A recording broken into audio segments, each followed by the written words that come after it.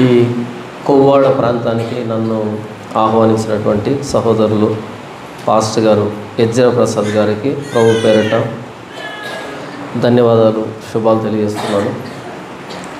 అలాగే చేరువచ్చిన మీ అందరికీ ప్రభు పేరిట శుభాలు తెలియజేస్తున్నాను. చాలా కాలం క్రితం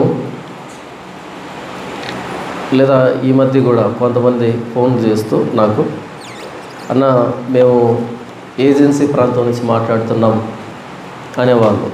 నాకు ఏజెన్సీ అంటే తెలియదు, ఆ పదం నేను ఎప్పుడు వినలేదు. ఏజెన్సీ ప్రాంతం నుంచి అంటే ఏంటో అది ఆ పదం అనుకునేవాడిని. అయితే ఇన్ని రోజులకి ఏజెన్సీ అంటే ఏంటి అన్నది అర్థం తెలుసుకున్నాను. ఏజెన్సీ అంటే ఈ ప్రాంతం అని.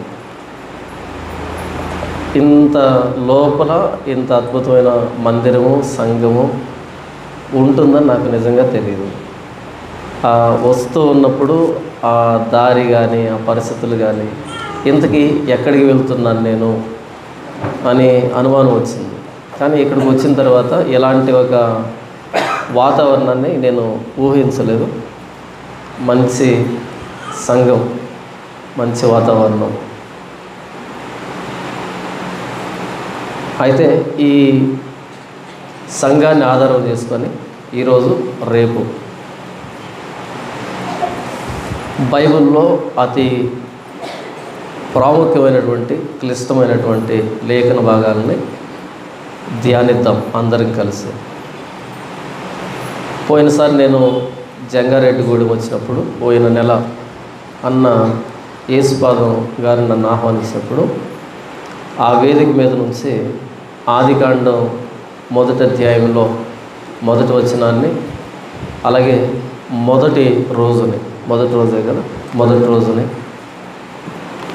వివరించడం జరిగింది. అటు తర్వాత ఇంకో ప్రాంతానికి వెళ్ళినప్పుడు ఆదికాండంలో 2వ రోజుని వివరించడం జరిగింది. అటు తర్వాత ఇంకొక ప్రదేశంలో 3వ రోజు. ఇప్పుడు ఇక్కడ 4వ రోజు. సృష్టి చేసినటువంటి ఆ భాగంలో 4వ రోజుని మనం ధ్యానిద్దాం. ఆదికాండము 1వ అధ్యాయము 14వ వచనం నుంచి 19వ వచనం వరకు ఉన్నటువంటి లేఖన భాగాన్ని మనం ధ్యానిద్దాం. ఈ లేఖన భాగం అన్నది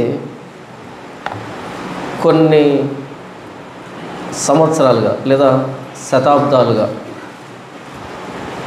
సంఘాన్ని, అటు బైబిల్ను విమర్శించే వారిని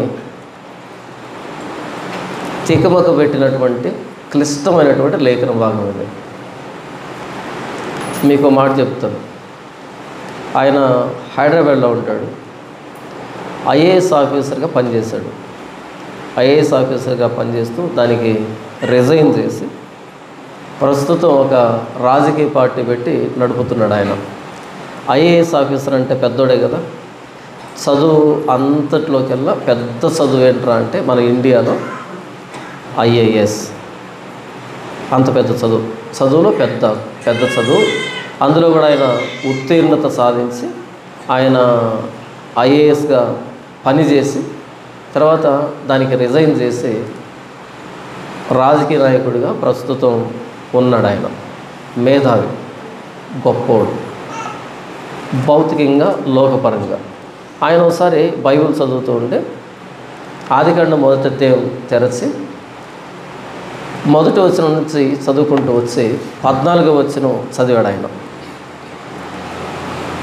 దేవుడు పగటిని రాత్రిని వేరుపరుచినట్లు ఆకాశ విశాలమందు జ్యోతులు కలుగునుగాక అనియు, అవి సూచనలను కాలములను దిన సంవత్సరములను సూచించుటకై ఉండునుగాక అనియు, భూమి మీద వెలుగిచ్చుటకు అవి ఆకాశ విశాలమందు జ్యోతులై ఉండునుగాక అనియు పలికెను.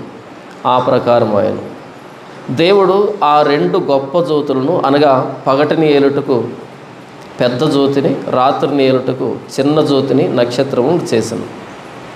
భూమి మీద వెలుగిచ్చుటకును, పగటిని రాత్రిని ఏలుటకును, వెలుగును చీకటిని వేరుపరచుటకును, దేవుడు ఆకాశ విశాలమందు వాటిని ఉంచెను, అది మంచిదని దేవుడు చూచెను. అస్తమయమును ఉదయమును కలుగగా 4వ దినమాయెను. ఈ సందర్భాన్ని చదివి ఇక ఆయన బైబిల్ను పక్కన పెట్టి ఒక స్టేట్మెంట్ ఇచ్చాడు. బైబిల్ అనేది సైన్స్కి నిలవబడదు. బైబిల్ అన్నది సైన్స్కు వ్యతిరేకమైన పుస్తకం. బైబిల్ అన్నది దైవ గ్రంథం కాదు, అది మానవ కల్పితం అనే స్టేట్మెంట్ ఇచ్చాడు. ఒకవేళ ఆ స్టేట్మెంట్ ఇచ్చింది నీలాంటి నాలాంటి సాధారణమైన వ్యక్తులైతే పెద్దగా పట్టించుకునేది ఏమీ లేదు, ఏదో మాట్లాడుతున్నాళ్ళే అర్థం కాక అనుకోవచ్చు. కానీ ఆ మాట చెప్పింది ఎవరు? IAS officer. ఆయన చాలా పెద్ద చదువు అది. అలాంటి వ్యక్తి ఈ మాట చెప్పగానే చాలామంది మరి అంత చూడు ఆ మాట చెప్పాడు అంటే, నాకు కూడా చాలామంది ఫోన్లు చేశారు, పలానా వ్యక్తి ఇలా అన్నాడు కదా అనేటట్టుగా నాకు ఫోన్లు చేశారు కొంతమంది. నేను అన్నాను తిరిగి, ఒకసారి నాతో మాట్లాడతాడేమో కనుక్కోండి, కాసేపు మాట్లాడతాను దాని గురించి, నేను కూడా కొన్ని విషయాలు తెలుసుకోవాలి అని అన్నాను. ఆయనకు నీతో మాట్లాడేంత సమయం లేదు, ఏంటంటో మాట్లాడారు. మరి లేనప్పుడు ఎందుకు ఆయన ప్రస్తావించడం అని నేను తిరిగి సమాధానం ఇచ్చాను. ఖచ్చితంగా నాకు తెలిసి ఈ ప్రసంగం అనేది ఆయన దగ్గరికి వెళ్తుంది. ఎందుకని చెప్పిన అడ్రస్ కరెక్ట్గా ఉంది కాబట్టి ఎవరో ఒకరు లింక్ ఇస్తారు, పలానా వ్యక్తి మాట్లాడాడు నీ గురించి అని. ఆయన ఎందుకు ఆ స్టేట్మెంట్ ఇచ్చాడు అంటే, 4వ దినాన దేవుడు సూర్యుడిని చంద్రుడిని చేస్తే మరి మొదటి దినం అస్తమయమును ఉదయమును కలుగుగా మొదటి దినమాయను అని వ్రాయబడింది కదా. మరి 4వ రోజు సూర్యుడు చంద్రుడు వస్తే మొదటి రోజు అస్తమయం ఉదయం ఎలా కలుగుతుంది? సో సైంటిఫిక్గా కాంట్రడిక్షన్ ఉంది ఇక్కడ. సూర్యుడు ఉన్నప్పుడే పగలు లేదా రాత్రి, అస్తమయం లేదా చీకటి అనేటువంటి మాట వస్తుంది. సూర్యుడే లేకపోతే అస్తమయం అనేదానికి ఉదయం అనేదానికి మీనింగ్లెస్, అర్థరహితం. కాబట్టి సైన్స్ తెలియని వాళ్ళు బైబిల్ని వ్రాసారు అనే కంక్లూజన్కి వచ్చాడు ఆయన. ఎప్పుడైతే ఆ మాట నేను విన్నానో నాకు అనిపించింది, ఓహో అంటే ఐఏఎస్ చదివినా సరే ఆదికాండం మొదటి అధ్యాయం అర్థం కాదా అనే మాట నాకు అనిపించింది. ఆయనకేమనిపించిందంటే there are scientific contradictions in Genesis అన్నాడు ఆయన. నాకు అనిపించింది ఐఏఎస్ చదివినా సరే ఆదికాండం మొదటి అధ్యాయం అర్థం కాదు. కానీ మనలో చాలామంది ఏమనుకుంటామంటే మాకు తెలుసు బైబిల్ అనుకుంటాం కదా, మాకు తెలుసు బైబిల్, మనకు తెలియదు బైబిల్. ఇది కరెక్ట్ స్టేట్మెంట్, మనకు తెలియదు. ఇప్పుడు చెప్పండి, దేవుడు సూర్యుడిని చంద్రుడిని ఎప్పుడు చేశాడు? ఎవరో చెప్పారు, 4వ రోజు చేశాడు కదా, రైట్? అట్లీస్ట్ మీరు ట్రై చేశారు. మిగతా వాళ్ళు ఎంత ఉపోద్ఘాతం ఇచ్చాడంటే ఏదో ఉంటుంది అని తెలివిగా ఆలోచించి మనకు ఎందుకు వచ్చింది కాసేపు మౌనం వహిద్దాం అనుకున్నాం కదా, తెలివైన వాళ్ళు. దేవుడు సూర్యుడిని చంద్రుడిని చేసింది ఎప్పుడు? ఆదికాండం మొదటి అధ్యాయం మొదటి వచనం. ఆది యందు దేవుడు భూమి ఆకాశములను సృజించెను. అప్పుడు చేశాడు. అప్పటికి మొదటి దినం కూడా లేదు అక్కడ. ఇన్ ద బిగినింగ్, ఆది యందు దేవుడు భూమిని ఆకాశాలను చేసేసాడు. భూమి అంటే మనం నిలబడుకున్న ఇది, ఆకాశాలంటే ఆకాశంలో ఉన్నటువంటి సమస్తం కూడా చేసేసాడు, ఫినిష్డ్, అయిపోయింది. మరి మొదటి దినం, 2వ దినం, 3వ దినం ఏంటవి అని అంటే మన ఛానల్లోకి వెళ్ళి ఆ ఎక్స్ప్లెనేషన్ వింటే, ఇన్ ద బిగినింగ్ అంటే ఏంటి, మొదటి దినం అంటే ఏంటి, 2వ దినం అంటే ఏంటి, 3వ దినం అంటే ఏంటి, అవి వింటే మీకు అర్థమవుతుంది. ఇప్పుడు నేను నేరుగా 4వ దినంలోకి వస్తాను. ఓకే, బిగినింగ్లో దేవుడు సమస్తాన్ని చేశాడు. ఫస్ట్ డే ఆయన ఏం చేశాడంటే లైట్ని క్రియేట్ చేశాడు. వెలుగు కలుగునుగాక అంటే ఆ సెలెస్టియల్ బాడీస్ అంటారు, ఆ ఆకాశ వస్తువులు, ఇప్పుడు వెలుగుతున్నటువంటి ఆకాశ వస్తువులు ఉన్నాయి, అవన్నీ వెలుగు కలుగునుగాక అంటే భగ్గువను మండే, అది వెలుగు కలుగునుగాక అంటే. ఓకే, అంతరిక్షంలో ఇప్పుడు మినుకుంటున్నటువంటి నక్షత్రాలు కానీ, లేకపోతే వెలుగుతున్నటువంటి మండుతున్నటువంటి సూర్యుడు కానీ, వీళ్ళందరూ కానీ మొదటి దినాన్న వెలుగు కలుగునుగాక అనగానే ఒక్కసారి భగ్గువని మండాయి.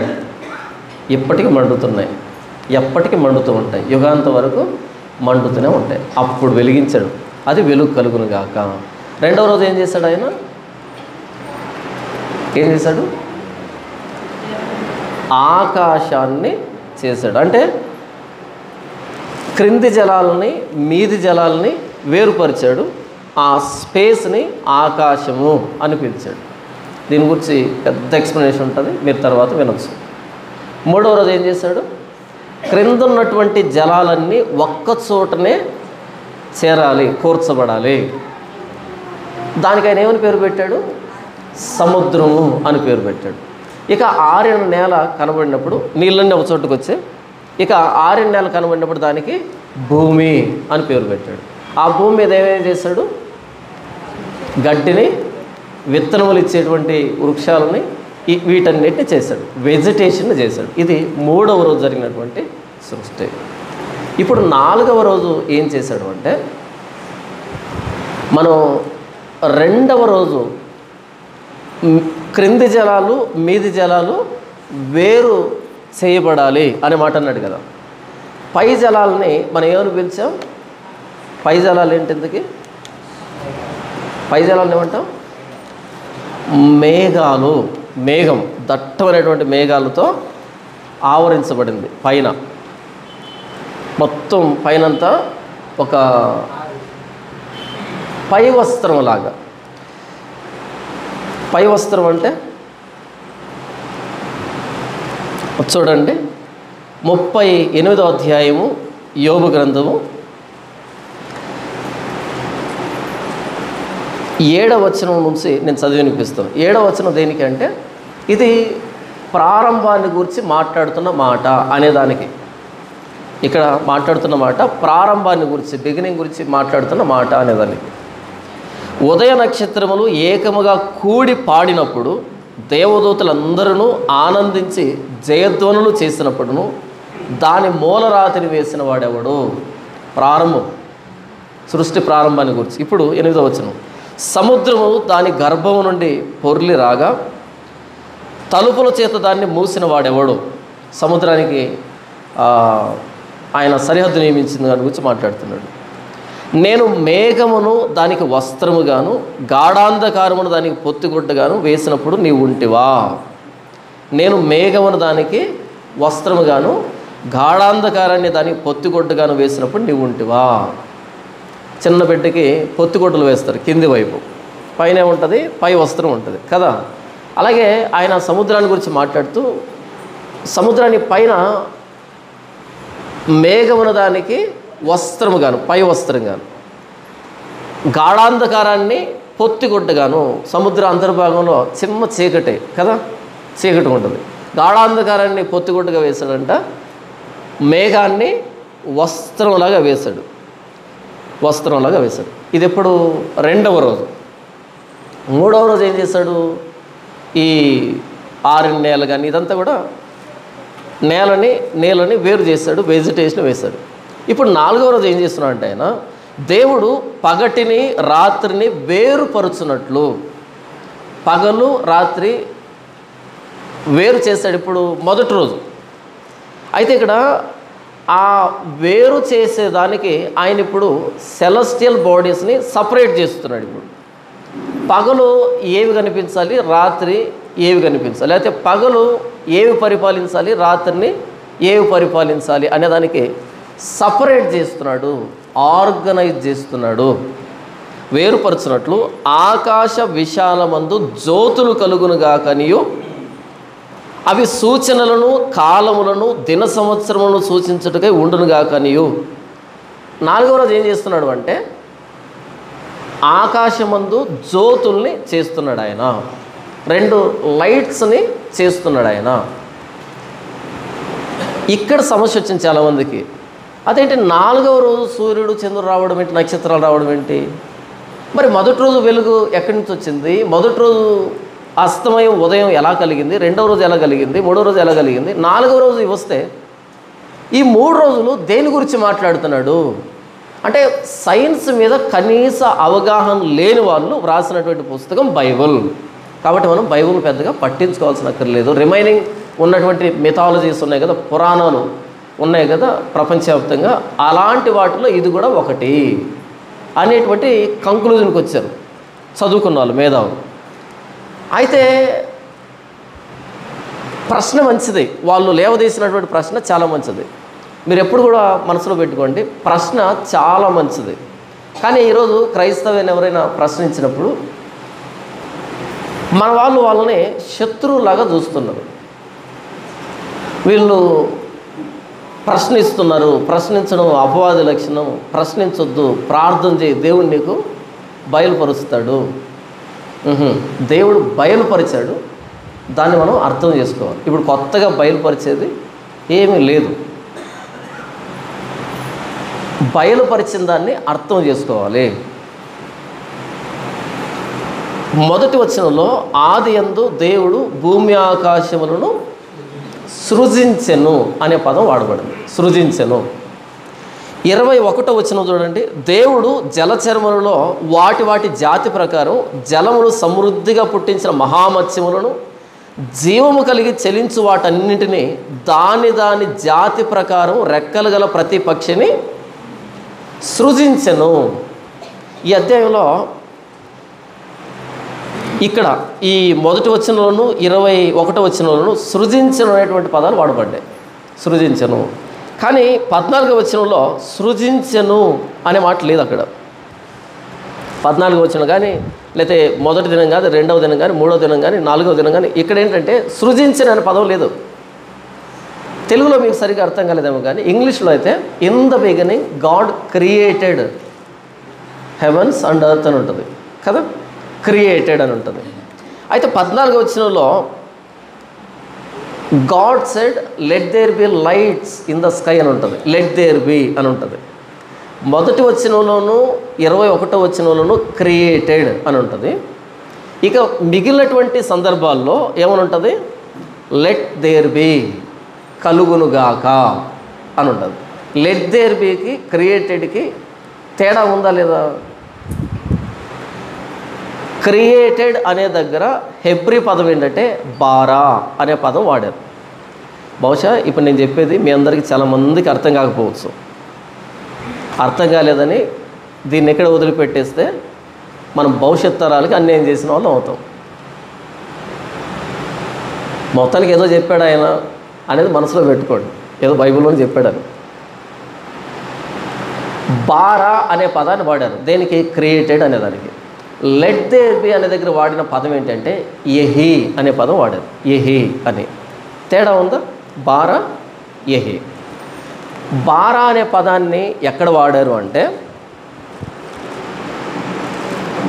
సంథింగ్ ఫ్రమ్ నథింగ్, నథింగ్ నుంచి సంథింగ్ వచ్చేదానికి బారా అనే పదం వాడారు.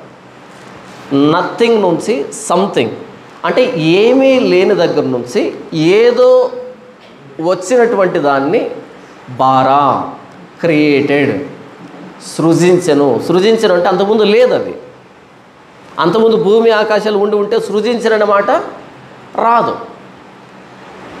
లేని దగ్గర నుంచి, నథింగ్ నుంచి సంథింగ్ వచ్చింది, దాన్ని బారా అని పిలిచారు. క్రియేటెడ్, సృజించను అనే పదం వాడబడింది. మరి లెట్ దేర్ బి అంటే ఏంటంటే ఆర్గనైజ్డ్ ఎగ్జిస్టింగ్ ఎలిమెంట్స్ అని. ఆర్గనైజింగ్ ఎగ్జిస్టింగ్ ఎలిమెంట్స్ అంటే ఉన్న వాటిని సర్దడం, ఎక్కడ పెట్టాలో సర్దడం, దాన్ని లెట్ దేర్ బి అని అంటారు. ఉదాహరణకి మీకు ఒక గంపలో 10 మామిడి పండ్లు, 10 బత్తాయి పండ్లు, 10 ఉసిరి పండ్లు, 10 ఉసిరి పండ్లు అంటారా, ఉసిరికాయలు కదా, ఉసిరికాయలు ఇలా ఏమైనా వెజిటబుల్స్ ఫ్రూట్స్ అన్నీ ఇచ్చాను, గంపలో ఇచ్చాను అనుకోండి, వీటన్నిటిని ఆర్గనైజ్ చేయండి, వీటన్నిటిని సార్ట్ అవుట్ చేయండి అని అనుకో, మీరు ఏం చేస్తారు? మామిడికాయలన్నీ ఒకవైపు పెడతారు, లేకపోతే ఆరెంజెస్ అన్నీ ఒకవైపు పెడతారు. మీరు ఆరెంజెస్ని క్రియేట్ చేయట్లే, ఇక్కడ ఏం చేస్తున్నారు? ఆర్గనైజ్డ్ చేస్తున్నారు. ఇక్కడ ఉన్నటువంటి ఫ్రూట్స్ని వెజిటబుల్స్ని ఆర్గనైజ్డ్గా ఆల్రెడీ ఎగ్జిస్టింగ్ ఎలిమెంట్స్ని ఆర్గనైజ్ చేస్తున్నారు. ఉన్న వస్తువుల్ని ఎక్కడ దేన్ని ఉంచాలి అనేది చేస్తున్నారు. దీన్ని లెట్ దేర్ బి. ఓకే, సృజించడం అంటే ఆరెంజ్ను తయారు చేయడం, అది చెట్టు చేస్తుంది, మనం చేయలేము. మనం ఏం చేస్తాం? సార్ట్ అవుట్ చేస్తాం, ఆర్గనైజ్ చేస్తాం. కనీసం ఒక ప్రశ్న వచ్చినప్పుడు దాని మూల భాషలోకి వెళ్ళి ఇక్కడ తెలుగులో ఉన్నట్టే మూల భాషలో కూడా ఉందా అనేటువంటి స్పృహ లేకుండా బైబిల్ చదివితే ఐఏఎస్ ఆఫీసర్ కూడా అపార్థం చేసుకునేదానికి అవకాశం ఉంది. నిన్ననే ఒక ఆయన ఫోన్ చేశాడు, ఆయన పాస్టర్ గారు అంట. బ్రదర్ మీరంటే నాకు చాలా గౌరవం. Okay, thank you brother. మీరు నేను ప్రసంగంలో తప్పు మాట్లాడారు. అవునా?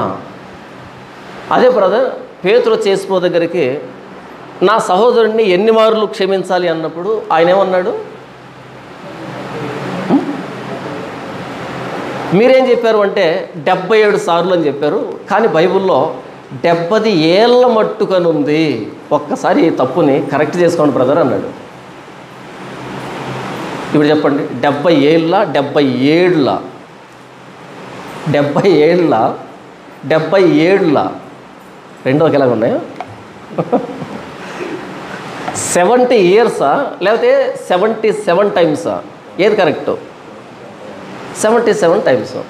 మరి తెలుగు బైబిల్లో 70 ఏళ్ళ మట్టుకనుంది. కాదు బ్రదర్, 77 ఏదంటే కాదు కదా, 70 ఏళ్ళు ఉంది బ్రదర్. చూడండి తెలుగులో బైబిల్లో చూడండి అన్నాడు. నేను అన్నాను ఒకసారి ఇంగ్లీష్ చదువుతారా అన్న. సారీ బ్రదర్, నాకు ఇంగ్లీష్ రాదు. సరే అయితే నేను చెప్తా వినండి. 70 times 7 అనుంది ఇంగ్లీష్లో అన్నా. అంటే అన్నాడు, హెబ్రీలు ఒక నంబర్ని వ్రాసేటప్పుడు ఫస్ట్ పెద్ద నెంబర్ని వ్రాసి తర్వాత చిన్న నెంబర్ రాస్తారు. 70 times 7 77.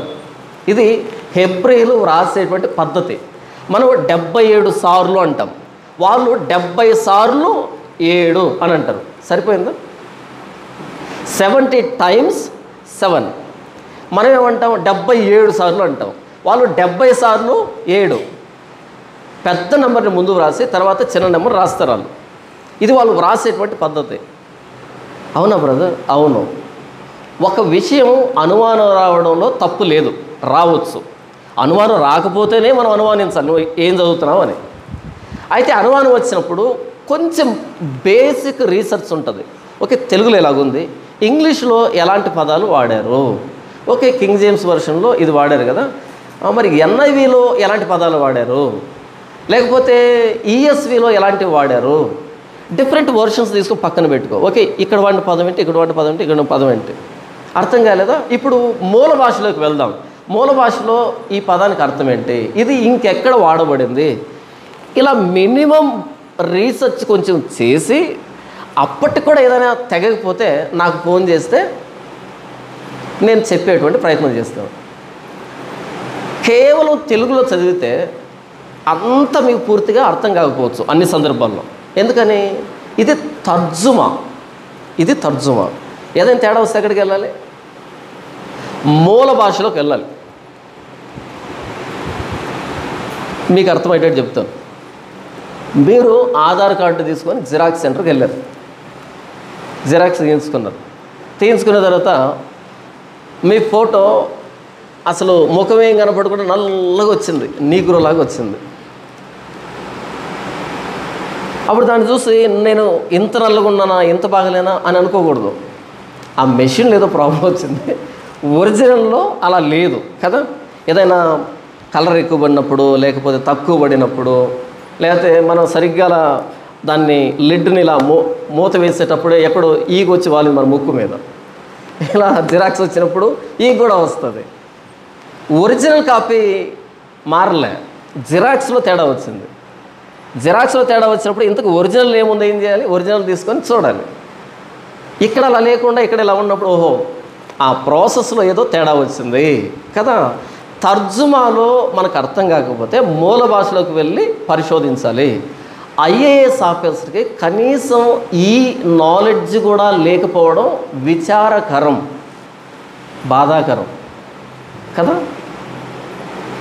నిజమే, లోక చదువులు చదవాలి అంటే ఇంత పెద్ద నాలెడ్జ్ ఎక్కర్లే, అంత ఎదురుగుంటుంది, ఏదో చదవచ్చు రాయచ్చు. కానీ బైబిల్ చదివేటప్పుడు కొంచెం ఒళ్ళు దగ్గర పెట్టుకొని, మైండ్ దగ్గర పెట్టుకొని కొంచెం వాడుతూ చదవాలి. ఎందుకంటే దీన్ని వ్రాయించింది పరిశుద్ధాత్మ దేవుడు, దీన్ని వ్రాయించింది పరిశుద్ధాత్మ దేవుడు. మనకంత తొందరగా రాదది, దక్కదది, అందదది. కాబట్టి మూల భాషలో యెహీ అంటే లెట్ దేర్ బి, బారా అంటే క్రియేటెడ్. ఇప్పుడు చెప్పండి, 4వ దినాన్న దేవుడు సూర్యుడిని చంద్రుడిని క్రియేట్ చేశాడా లేకపోతే ఆర్గనైజ్ చేశాడా? చూసారా ఎంత బాగా అర్థమైంది మీకు? ఆర్గనైజ్ చేశాడు. ఎందుకు ఆర్గనైజ్ చేశాడు, ఎలా ఆర్గనైజ్ చేశాడు, ఇది ప్రశ్న. ఇప్పుడు చదువుదామా? దేవుడు పగటిని రాత్రిని వేరుపరుచున్నట్లు, పగలు రాత్రి వేరుగా ఉండేటట్టు వేరుపరుచున్నట్లు ఆకాశ విశాల ముందు జ్యోతులు కలుగునుగాక అనియో. పర్పస్ ఏంటంట? పగలు రాత్రి వేరువేరుగా ఉండాలి. ఆకాశ విశాల ముందు జ్యోతులు కలుగునుగాక. ఏమని పిలుస్తున్నాడు దేవుడు? సూర్యుడిని చంద్రుడిని నక్షత్రాలని లైట్స్ అని పిలుస్తున్నాడు, జ్యోతులు అని పిలుస్తున్నాడు. ఈ స్టేట్మెంట్ అన్నది మోషే దీన్ని వ్రాస్తున్నటువంటి కాలంలో చుట్టుపక్కల ప్రపంచాలు సూర్యుడిని చంద్రుడిని నక్షత్రాలని దేవుళ్ళుగా ఆరాధిస్తున్న కాలం అది. ఇప్పటి కూడా ఆరాధిస్తున్నారా? ఇప్పటికి కూడా. అందుకే మీరు ద్వితీయోపదేశకాండం 4వ అధ్యాయం 19వ వచనం నుంచి చదివితే అక్కడ వ్రాయబడినటువంటి వర్ణన నేను చదివి వినిపిస్తాను. సూర్యచంద్ర నక్షత్రములైన ఆకాశ సైన్యమును చూచి మరులు కొల్పబడి, సూర్యచంద్ర నక్షత్రములైన ఆకాశ సైన్యమును చూచి మరులు కొల్పబడి, మరులు కొల్పబడడం అంటే మోసపోయి, భ్రమకు లోనయ్యి, మోసపోయి భ్రమకు లోనయ్యి, నీ దేవుడైన యెహోవా సర్వాకాశము క్రింద ఉన్న సమస్త ప్రజల కొరకు పంచిపెట్టిన వాటికి నమస్కరించి వాటిని పూజింపకుండానట్లును మీరు బహు జాగ్రత్త పడుడి అని అంటున్నాడు. అంటే మిగిలినటువంటి వాళ్ళు మీరు జాగ్రత్త పడండి అంటే, మరి మిగతా వాళ్ళు ఏం చేస్తున్నారు? సూర్యుడిని చంద్రుడిని నక్షత్రాలని ఇప్పటికీ నవగ్రహాల పేరుతో భారతదేశంలో ఏం చేస్తున్నారు? ఇప్పటికీ నవగ్రహాల పేరుతో ఏం చేస్తున్నారు? పూజ చేస్తున్నారు. కొన్ని వేల సంవత్సరాల క్రితం వాటికే పూజ చేస్తున్నారు. ఎందుకంటే అలా కళ్ళు తెరవగానే, ఉదయం లేవగానే కంటికి కనిపించే సూర్యుడు, రాత్రిపూట వెలుగుతూ కనిపించే చంద్రుడు, వీళ్ళ వల్లే కదా మనకు వెలుగు వస్తుంది. వీళ్ళు కాకపోతే ఇంకెవరు దేవుడు? మనకు ఆహారం వచ్చేది సూర్యుడి నుండి కదా. సూర్యుని వెలుగు తీసుకొని మొక్కలు ఆహారాన్ని తయారు చేస్తే మనం తింటున్నాం, బ్రతుకుతున్నాం. అలా సూర్యునిలో ఉన్నటువంటి శక్తి మొక్కల్లోకి వస్తే అది తినడం ద్వారా మన లోపలికి వచ్చి మనం బ్రతుకుతున్నాం కదా. సూర్యుని కాంతిలో వేడి ఉంటుంది కదా, వేడిగా ఉంటుంది. మనం ఆహారం తిన్నప్పుడు మన చర్మాన్ని పట్టుకుంటే మన చర్మం కూడా వేడిగా ఉంటుంది. అక్కడ వేడి ఇక్కడికి వచ్చింది.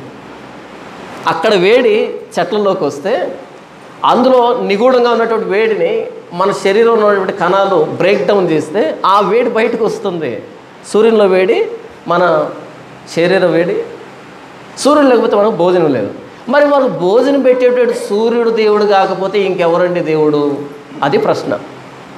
అందుకని ఆనాటి ప్రపంచమంతా సూర్యుడిని చంద్రుణ్ణి నక్షత్రాలని ఆరాధిస్తున్నటువంటి రోజులవి.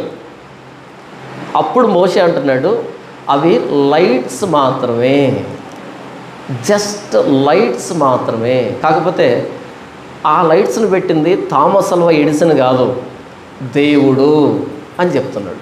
థామస్ అల్వా ఎడిసన్ పెట్టింది చిన్నది, 60 క్యాండిల్ 80 క్యాండిల్ 100 క్యాండిల్ ఇవి ఉన్నాయి చూస్తావా, ఇవి. కానీ ఈ లైట్స్ని పెట్టింది దేవుడు, సైన్యములకు అధిపతి అయిన యెహోవా. ఈ మాట చెప్పగానే బయట ప్రపంచానికి కోపం వస్తుందా, సంతోషం అనిపిస్తుందా? కోపం వస్తుంది కదా, కోపం వస్తుంది రాదా? మరి ఇతరులు బాధపడేటట్టుగా వాళ్ళు దేవుళ్ళు అనుకుంటున్న వారిని లైట్స్ అంటే వాళ్ళ కోపం వస్తుంది, మనోభావాలు దెబ్బతింటాయి. మరి మోషే ఎందుకు రాశాడు అలా? మనోభావాలు దెబ్బతిన్నా, మూత్రపిండాలు రాళ్ళు పడినా సత్యం సత్యమే. ఎవడికో మనోభావాలు దెబ్బతింటున్నాయని దేవుడు చెప్పిన విషయాన్ని చెప్పకుండా ఉండలేము. అపోస్తులు విలిపించి వారిని కొట్టి ఈ నామాన్ని బట్టి ఇంకెంత మాత్రం బోధించకూడదు అంటే వాళ్ళు ఏమన్నారు? సరే అన్నారా?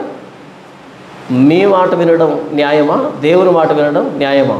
మేము విన్న వాటిని కన్న వాటిని చెప్పక ఉండలేము. కానీ మనం చెప్పమన్నా చెప్పము. ఎందుకని?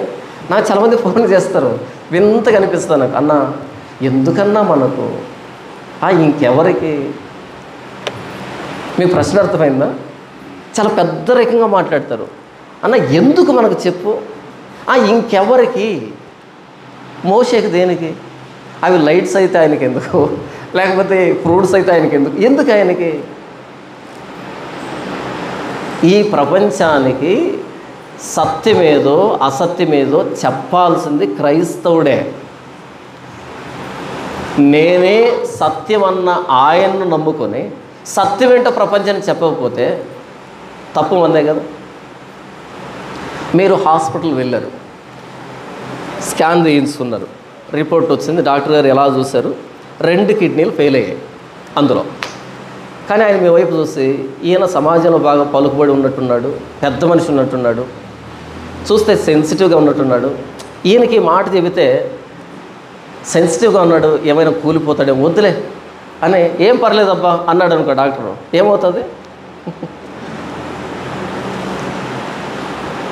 కీర్తి శేషుడు అవుతాడు కదా కదా 4 రోజులకి కీర్తి శేషులు అవుతారు. డాక్టర్ ఏం చెప్పాలి? ఆయన వేసుకున్న కద్దరు చొక్కా ఆయన చూడకూడదు, లేకపోతే ఆయన సమాజంలో పలుకుబడిని చూడకూడదు, ఆయన గొప్పతనాన్ని ఆయన మనోభావాన్ని పట్టించుకోకూడదు. డాక్టర్ ఏం చేయాలి? 2 పోయాయి, ఇక వారం రోజులు టైం ఉంది, ఈలోపు ఆపరేషన్ చేస్తే బ్రతుకుతావు, లేకపోతే పోతావు అని చెప్పాలన్నా వద్దా? చెప్పాలి. చెబితేనే మంచి డాక్టర్. చెప్పకపోతే మనకెందుకు కాదు, మనకే మనమే చెప్పాలి. ఎందుకంటే మన చేతుల్లోనే బైబిల్ ఉంది. ఓ తిమోతి, వాక్యమును ప్రకటించు, సమయమందును అసమయమందును ప్రయాసపడు, సంపూర్ణమైన దీర్ఘశాంతముతో ఉపదేశించుచు, అంటే వాక్యాన్ని చెబుతూ, ఖండించుము, గద్దించుము, బుద్ధి చెప్పుము. ఉపదేశించన్నది వాక్యం చెప్పడం, ఇది ఒక భాగం అయితే ఖండించాలి, గద్దించాలి, బుద్ధి చెప్పాలి. ఏం ఖండించాలి? వాక్యము కాని దాన్ని ఖండించు, ఖండించేప్పుడు వినకపోతే గద్దించి మరీ ఖండించు, అప్పుడు కూడా వినకపోతే బుద్ధి చెప్పు. ఎందుకు ఇలా అంటే, ఎందుకనగా జనులు హితబోధన సహింపగా దురద చెవులు గలవారై ఉండి తమ స్వకీయ దురాశలకు అనుకూలమైన బోధకులను తమ కొరకు పోగు చేసుకొని సత్యమునకు చెవినేయక కల్పనా కథల వైపు తిరిగే కాలం వస్తుంది అన్నాడు. ఇప్పుడు అందులోనే ఉన్నాం మనం వింటున్నది వాక్యం కాదు, కథలు, అన్ని కథలు. తిమోతికి చెప్పాడు ఆయన, తిమోతి ఉపదేశించాలి, ఇంకేం చేయాలి? ఖండించాలి, గద్దించాలి, బుద్ధి చెప్పాలి. అలా చెప్పకపోతే కథలు కథలు కథలు కథలు కథలు, ఒకానొక రోజు వాక్యం అంటే అదేంటో ఎవరికి తెలియకుండా పోతుంది. ఇది ప్రతి క్రైస్తవుడి బాధ్యత, తిమోతి బాధ్యత కాదు, ప్రతి క్రైస్తవుడి బాధ్యత. అది అర్థం చేసుకొని చెప్తుంటే మనకెందుకు బ్రదర్? అయితే ఏం చేస్తారంటే, తిమోతి రాసిన పత్రికలో 4వ అధ్యాయాన్ని పేపర్ని పరాపరా చింపి పడేసేది. ఎందుకది? అనవసరం. మత్తయి సువార్త 23వ అధ్యాయంలో యేసు ప్రభు సున్నం కొట్టిన సమాధులరా, వేషధారులరా, అయ్యో అందులైన మార్గదర్శకులరా అని మొత్తం అధ్యాయం అంతా వారిని తిట్టాడే, కోపంగా మాట్లాడాడే. ఆ పేపర్ని పరాపరా చింపి పడేశాడు. ఎందుకది? ఆయన యోహాను సువార్త 2వ అధ్యాయంలో కొరడాలు తీసుకొని కోప్పడ్డాడే, దేవాలయాన్ని ఎందుకు దొంగలుగా చేశారని ఆ అధ్యాయాన్ని చింపి పడేద్దాం. ఎందుకది? అందరితో సమానంగా, సమాధానంగా, సఖ్యతతో అందరం కలిసిమెలిసి అన్నదమ్ముల్లాగా ఎవరినెవరు బాధ పెట్టుకోకుండా బ్రతుకుదాం. ఎందుకు ఈ అధ్యాయాలని బైబిల్లో? ఎందుకని ఇర్మియా గ్రంథం 7వ అధ్యాయంలో ఇది యెహోవాలయం, ఇది యెహోవాలయం, ఇది యెహోవాలయం అని ఈ మోసకరమైన మాటలను ఆధారం చేసుకోవద్దని యెహోవాలయాన్ని దూషిస్తూ యెహోవాలయం కొట్టివేయబడుతుంది, తీసివేయబడుతుంది. ఎందుకు ఇంత కఠినమైన ప్రసంగాలు బైబిల్లో? చింపేద్దాం, ఇవన్నీ వద్దు మనకి. సూర్యుడిని, చంద్రుడిని, నక్షత్రాలని దేవుళ్ళుగా, దేవతలుగా ఆరాధిస్తున్నటువంటి ఆ చుట్టుపక్కల రాజ్యాల నడుమ కూర్చుని ఆ సీనాయి అరణ్యంలో అవి జ్యోతులు, జస్ట్ లైట్స్. అవి ఎంతమంది మనోభావాలు దెబ్బతింటాయి, ఎన్ని మతాల మనోభావాలు దెబ్బతింటాయి. తింటే లైట్స్ దేవుళ్ళు అవుతారా? మనోభావాలు దెబ్బతింటే లైట్స్ని దేవుళ్ళని చెప్తామా? లేదు, చెప్పకూడదు. ఇది ఎక్స్ట్రీమ్ స్టేట్మెంట్ అంటారు దీన్ని. ఎక్స్ట్రీమ్ రాడికల్ స్టేట్మెంట్ అంటారు. బైబిల్లో ప్రతి వచనం రాడికల్ స్టేట్మెంట్. అది మిగిలినటువంటి భావజాలాల్ని కలుపుకోదు Bible. In the beginning God created heavens and earth. ఈరోజుకి భూమిని భూదేవి, భూమాత అంటాం. కానీ బైబిల్ ఏం చెప్తాడంటే మొదటి వచనంలో భూమిని దేవుడు చేశాడు అని చెప్పాడు. అంటే జస్ట్ సృష్టి మాత్రమే, ఇది దేవత కాదు, దేవుడు కాదు. కోపం రాదా? ఆకాశాలను దేవుడు చేశాడు, మరి ఫీల్ అవ్వరా? ఇన్ ద బిగినింగ్ అంటే బిగినింగ్ ఉంది ఈ సృష్టికి. కానీ అంతకుముందు ఏమనుకున్నారు? ఇది నిత్యం, ఎప్పటి నుంచో ఉంది, ఎప్పటి నుంచో ఉంటుంది, బిగినింగ్ లేదు, అంతం లేదు, ఇది నిత్యం అని చెప్పబడింది మిగిలినటువంటి ఫిలాసఫీలో. కానీ బైబిల్ ఏం చెప్పింది? In the beginning it has got beginning. దాని బిగినింగ్ ఉంది, ప్రారంభం ఉంది. మరి వాళ్ళు ఫీల్ అవ్వరా? ఫీల్ అయితే అబద్ధం చెప్తామా? ఫీల్ అయితే అబద్ధాలు చెప్తామా? రాడికల్ స్టేట్మెంట్స్ అంటారు, ఎక్స్ట్రీమ్ స్టేట్మెంట్స్ అంటారు, ఎక్స్క్లూజివ్ స్టేట్మెంట్స్ అంటారు. బైబిల్లో ఉన్న మాటలు ఇక ఏ ధర్మంతోనూ సరిపడవు. మొత్తం ప్రపంచానికి ఎదురు వెళ్తూ ఉంటుంది బైబిల్. మొత్తం ప్రపంచం ఒక దిశలో వెళ్తే ఆపోజిట్లో మొత్తం అన్నింటికి పోటీగా వెళ్తుంది బైబిల్. బైబిల్ అర్థం చేసుకుంటే అలాగే ఉంటాం, రాజీ పడం. మనుషుల ముఖస్థుతిని అపేక్షించం, మనుషుల ముఖస్థుతిని అపేక్షించం. మనకు కావాల్సింది దేవుని దయ, మనుషుల ప్రశంసలు కాదు. మనుషుల్ని సంతోషపెట్టడానికి కాదు ప్రసంగం, మనుషుల్ని పశ్చాత్తాపానికి గురి చేసేటట్టుగా ప్రసంగం చేయాలి, సంతోషపెట్టేదానికి కాదు. ఆకాశమందు 2 జ్యోతులు కలగాలి, లైట్స్ అని చెప్పబడింది. చూడండి, ఇంకా అవి సూచనలను, కాలములను, దిన సంవత్సరములను సూచించుటకై ఉండునుగా. కానీ ఇంతకు ఎందుకంటవి? వాటి పర్పస్ ఏంటి?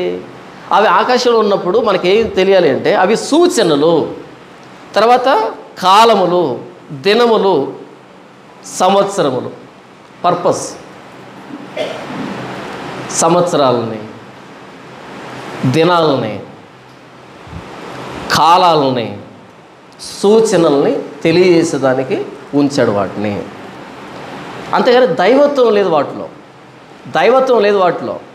జస్ట్ నంబర్ ఎంచుకోవడానికి, సంవత్సరాలు తెలియజేయడానికి, ఋతువులు తెలపడానికి.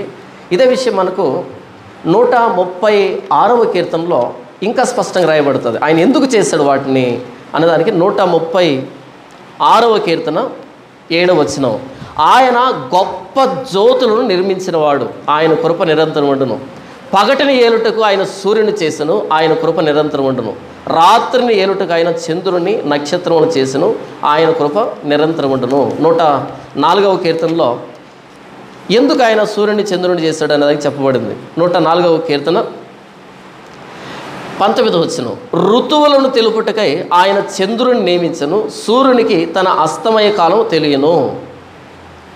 ఋతువులు తెలియజేయడానికి ఆయన చంద్రుడిని చేశాడు, సీజన్స్ని. ఆదికాండం 1వ అధ్యాయం 15వ వచనం. భూమి మీద వెలిగించుటకు అవి ఆకాశ విశాల ముందు జ్యోతులై ఉండునుగాకనే పలికెను. ఆ ప్రకారం ఆయన దేవుడు ఆ 2 గొప్ప జ్యోతులను అనగా పగటిని ఏలుటకు పెద్ద జ్యోతిని, రాత్రిని ఏలుటకు చిన్న జ్యోతిని నక్షత్రములు చేశాను. ఆయన పగటిని ఏలడానికి పెద్ద జ్యోతిని చేశాడంట, రాత్రిని ఏలడానికి చిన్న జ్యోతిని చేశాడంట. ఇది మనకు పెద్దగా ఆశ్చర్యాన్ని కలిగించకపోవచ్చు, పెద్ద చిన్న అన్నది. ఇది వ్రాస్తూ ఉన్నది కొన్ని వేల సంవత్సరాల క్రితం వ్రాస్తున్నాడు. హబుల్ టెలిస్కోప్ లేదప్పుడు, జస్ట్ నేకెడ్ అయితే అలా చూడటం అంతే. మీరు రాత్రిపూట 6 బయట పడుకున్నప్పుడు పౌర్ణమి రోజు ఆకాశం వైపు చూడండి, చంద్రుడు చాలా పెద్ద సైజులో కనపడతాడు. మీరు మిట్ట మధ్యాహ్నం సూర్యుడు వైపు చూడండి, సూర్యుడు చిన్నగా కనపడతాడు, చుట్టూ వెలుగు ఎక్కువ కనపడుతుంది. మనం నేకడైతే చూసినప్పుడు, నేరుగా కంటితో చూసినప్పుడు సూర్యుడు చిన్నగా కనపడతాడు. మనం పౌర్ణమి రోజు చంద్రుడిని చూసినప్పుడు చంద్రుడు పెద్ద కనపడతాడు.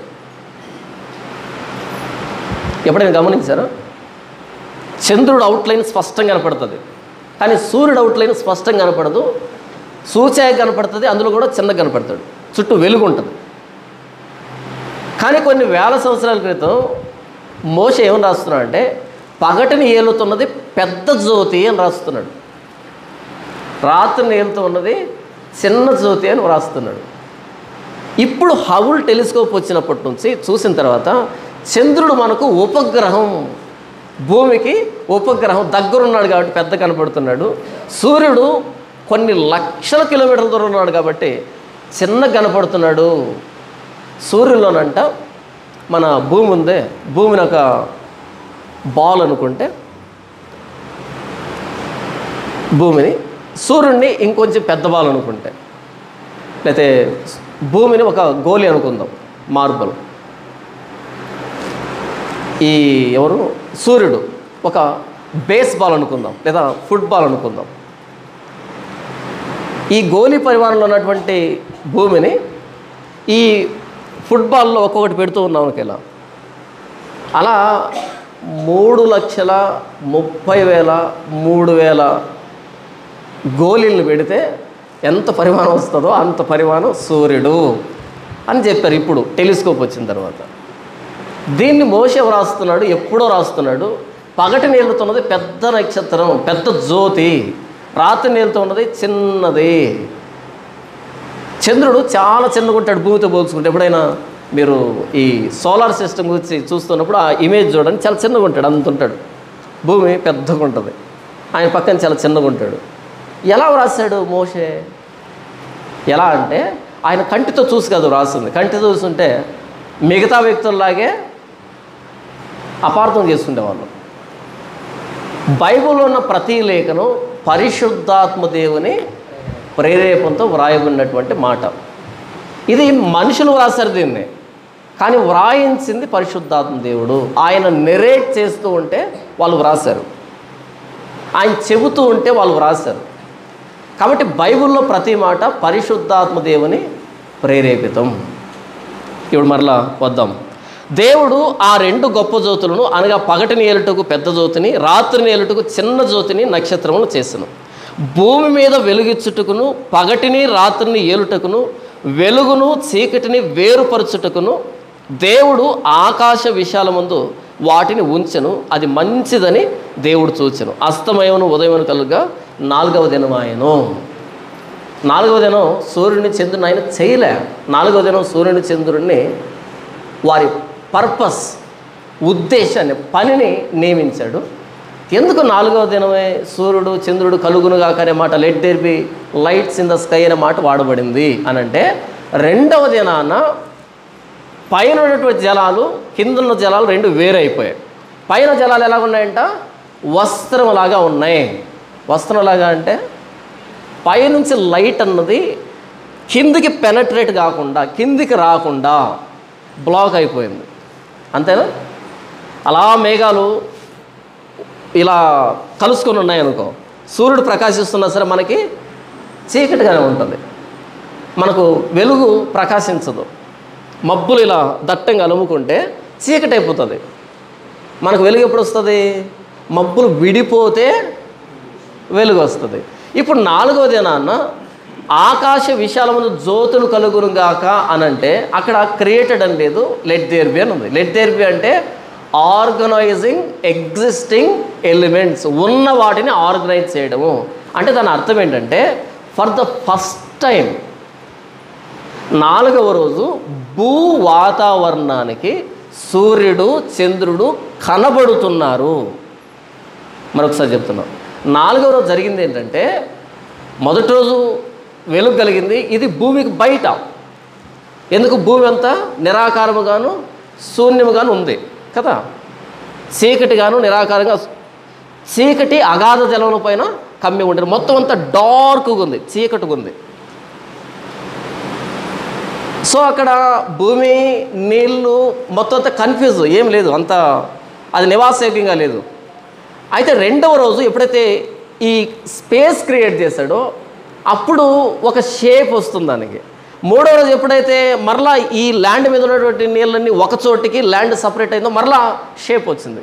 ఇప్పుడు ల్యాండ్ మీద ఆయన మొక్కలు చేసేదానికి అవకాశం ఏర్పడింది. ఇప్పుడు 4వ రోజు ఏం జరుగుతుందంటే మొక్కలు వచ్చాయి కదా, మొక్కలకి ఏం కావాలి? సూర్యుడు కావాలి, శక్తి కావాలి మొక్కలకి. ఇప్పుడు 4వ రోజు ఏం చేస్తున్నాడు అంటే ఈ పైన వస్త్రంలాగా ఉన్నటువంటి ఆ నీళ్ళని దట్టంగా ఉన్నటువంటి వాటిని సాంద్రత తగ్గిస్తున్నాడు. లో డెన్సిటీ వాటర్ క్రియేట్ అవుతుంది. అలా సాంద్రత తగ్గుతున్నప్పుడు చిన్న చిన్న అణువులుగా విడిపోతూ ఉన్నప్పుడు ఇప్పుడు లైట్ పెనట్రేట్ అవుతుంది భూమి మీదకి. అంటే భూమి మీద నుంచి పైన సూర్యుడు చంద్రుడు నక్షత్రాలు కనబడుతున్నాయి 4th డే. ఎందుకని? 3rd డే చివరిలో ఆయన మొక్కలు చేశాడు కాబట్టి. సో 4th డే భూ వాతావరణానికి సూర్యుడు చంద్రుడు నక్షత్రాలు కనిపిస్తున్నాయి. మనం ఏమైనా కథ చెప్పుకుంటున్నాం, నిజంగానే ఇలా జరిగిందా? నిజంగానే ఇలాగే జరిగింది కదా, అలాగే జరిగింది. కాకపోతే మనకి ఇన్ని రోజులు తెలియదు అంతే. 4వ రోజు సూర్యుడిని చంద్రుడిని ఆయన చేయలే, సూర్యుడిని చంద్రుడిని భూ వాతావరణానికి చూపించాడు. వస్త్రాన్ని అలా పక్కకు తీస్తున్నాడు, దట్టంగా ఉన్న వాటిని పలుచగా చేస్తున్నాడు. మీరు ఎప్పుడైనా క్యూములోనింబస్ క్లౌడ్స్ అని విన్నారా? క్లౌడ్స్ రకాలు ఉంటాయి కదా. క్యూములోనింబస్ క్లౌడ్స్ అంటే తెలుసా మీకు? మీకు పేరు తెలియదు కానీ చూస్తుంటారు. ఏంటంటే అప్పుడప్పుడు మనం బయట అలా ఆకాశం వైపు చూస్తూ అర్రే ఏనుగులాగుంది కదా, కాదు జింకలాగుంది కదా, కాదు జామకాయలాగుంది కదా అని మాట్లాడుకుంటూ ఉంటాం. ఆ షేపులు వెతుకుతూ ఉంటాం కదా. ఆ క్లౌడ్స్ని క్యూములోనింబస్ క్లౌడ్స్ అంటారు. అవి వర్షం కురవడానికి ఉపయోగపడవు, జస్ట్ మనం షేపులు వెతుక్కోవడానికి ఉపయోగపడతాయి అంతే. పెద్ద పెద్ద పర్వతాల్లాగా ఉంటాయి, తెల్లగా ఉంటాయి, కాసేపు జింకలాగా ఉంటాయి, ఇంకాసేపు ఇంకొకలాగా మారిపోతుంటాయి, అలా విడిపోతుంటాయి, ఎక్కడికో వెళ్ళిపోతున్నట్టు ఉంటాయి. వాటిని క్యూములోనింబస్ క్లౌడ్స్ అంటారు.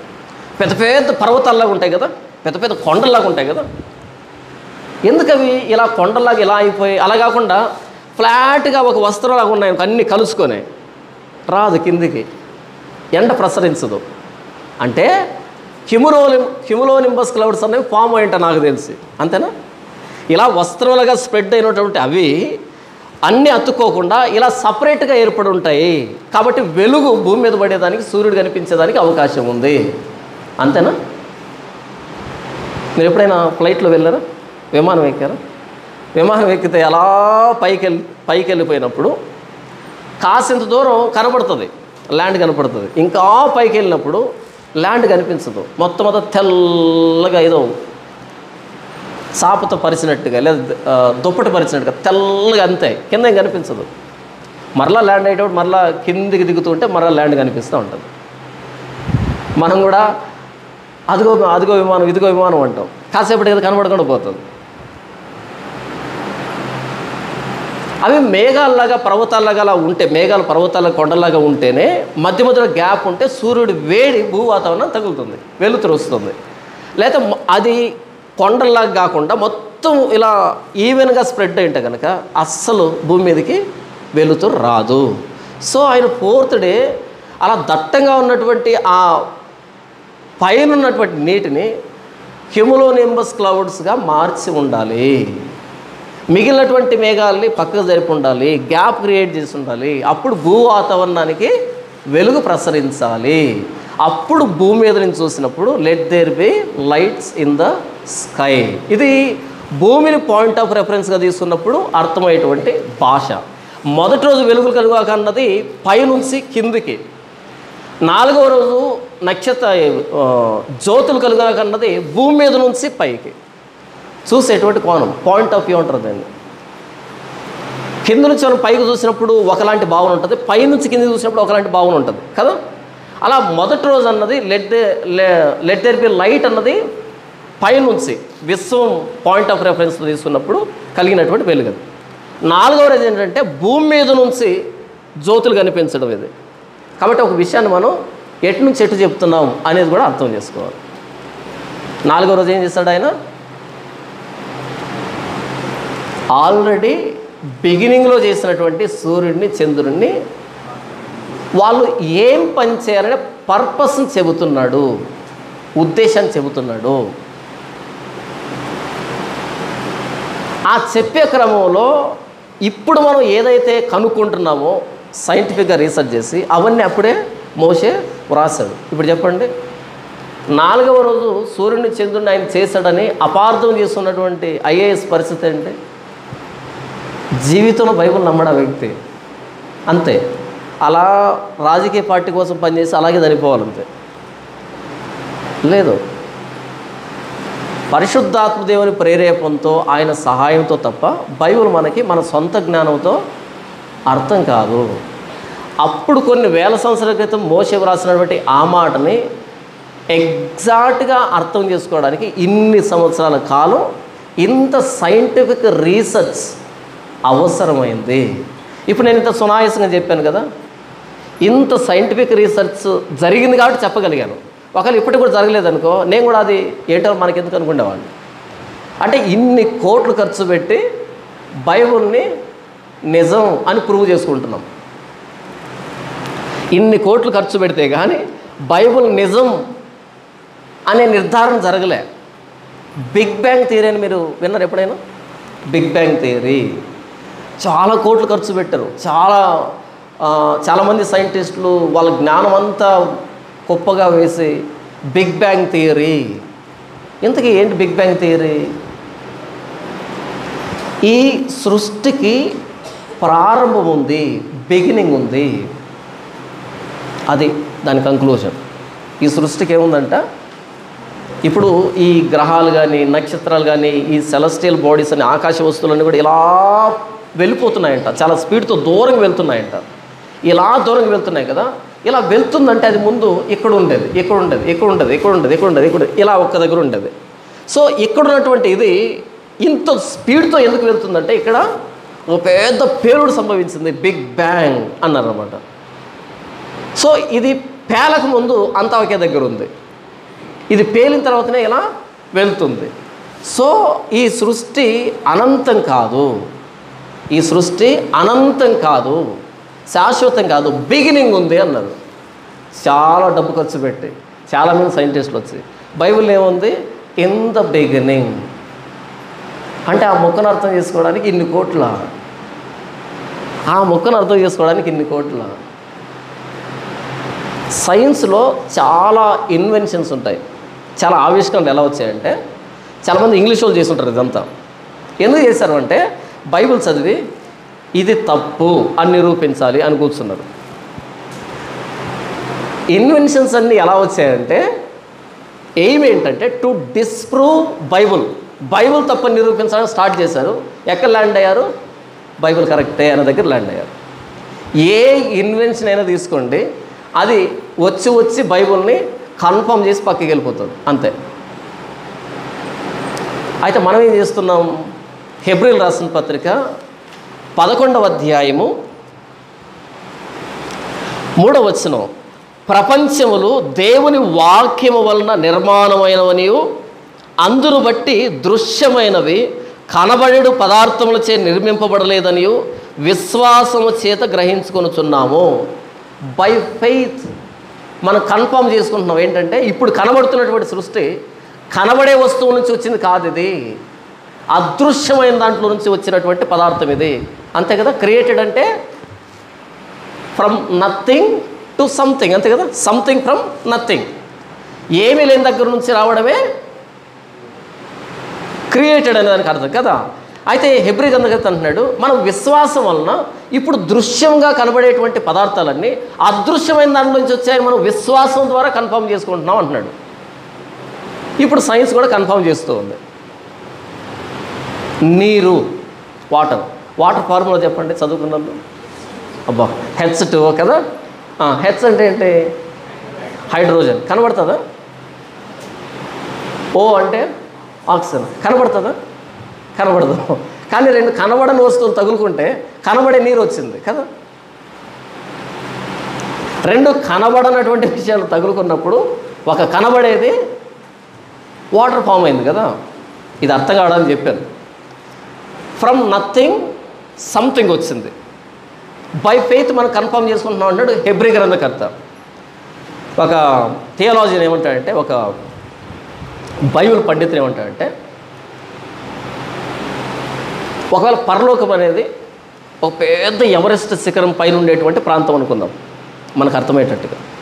పెద్ద ఎవరెస్ట్ శిఖరం, దానిపైన టాప్లో పరలోకం ఉంది అనుకుందాం కాసేపు. దేవుడు పరలోకం ఉంది అని అనుకుందాం కాసేపు. అయితే ఇంతకు పరలోకం ఉందా లేదా, దేవుడు ఉన్నాడా లేదా, బైబిల్ నిజమా కాదా, ఇదంతా అనుకుంటూ సైంటిస్టులు ఏం చేస్తారు అంటే ట్రెక్కింగ్ చేస్తారే. ఈ కొండలు ఎక్కుతూ మేకులు కొట్టుకొని దానికి రూపు తగిలించి ఇక్కడి నుంచి అక్కడికి పాకి, అక్కడి నుంచి అట్టెక్కి ఇట్టెక్కి మొత్తానికి ఇలా పైకి ట్రెక్కింగ్ వెళ్తూ ఉంటారు కదా. సాహసం, అడ్వెంచర్ చేస్తూ ఉంటారు కదా. అలా ఈ సైంటిస్టులు కొన్ని వాళ్ళ జీవితం అంతా ప్రయాసపడి ట్రెక్కింగ్ చేసి చేసి చేసి చేసి ఆ పైకి వచ్చేటప్పటికి, ఎక్కడికి పైకి, ఈ పరలోకం, దేవుడు, నరకం, ఈ బైబుల్, ఇదంతా అక్కడికి వచ్చేటప్పుడు, బైబిల్ చెప్పినటువంటి సత్యం అక్కడికి వచ్చేటప్పటికి ఆ పైన ఆల్రెడీ చనిపోయినటువంటి విశ్వాసులు ఉంటారే, వాళ్ళు డైనింగ్ టేబుల్ వేసుకొని భోజనం చేస్తూ ఉంటారంట. మీకు అర్థమైంది నేను చెప్పింది? ఆ పైన ఈ విశ్వాసులు యేసుని నమ్ముకున్న వాళ్ళు ఏం చేస్తారంట, డైనింగ్ టేబుల్ వేసుకొని భోజనం చేస్తూ ఉంటారంట. ఎలా వెళ్ళారు వీళ్ళు? ట్రెక్కింగ్ చేశారా?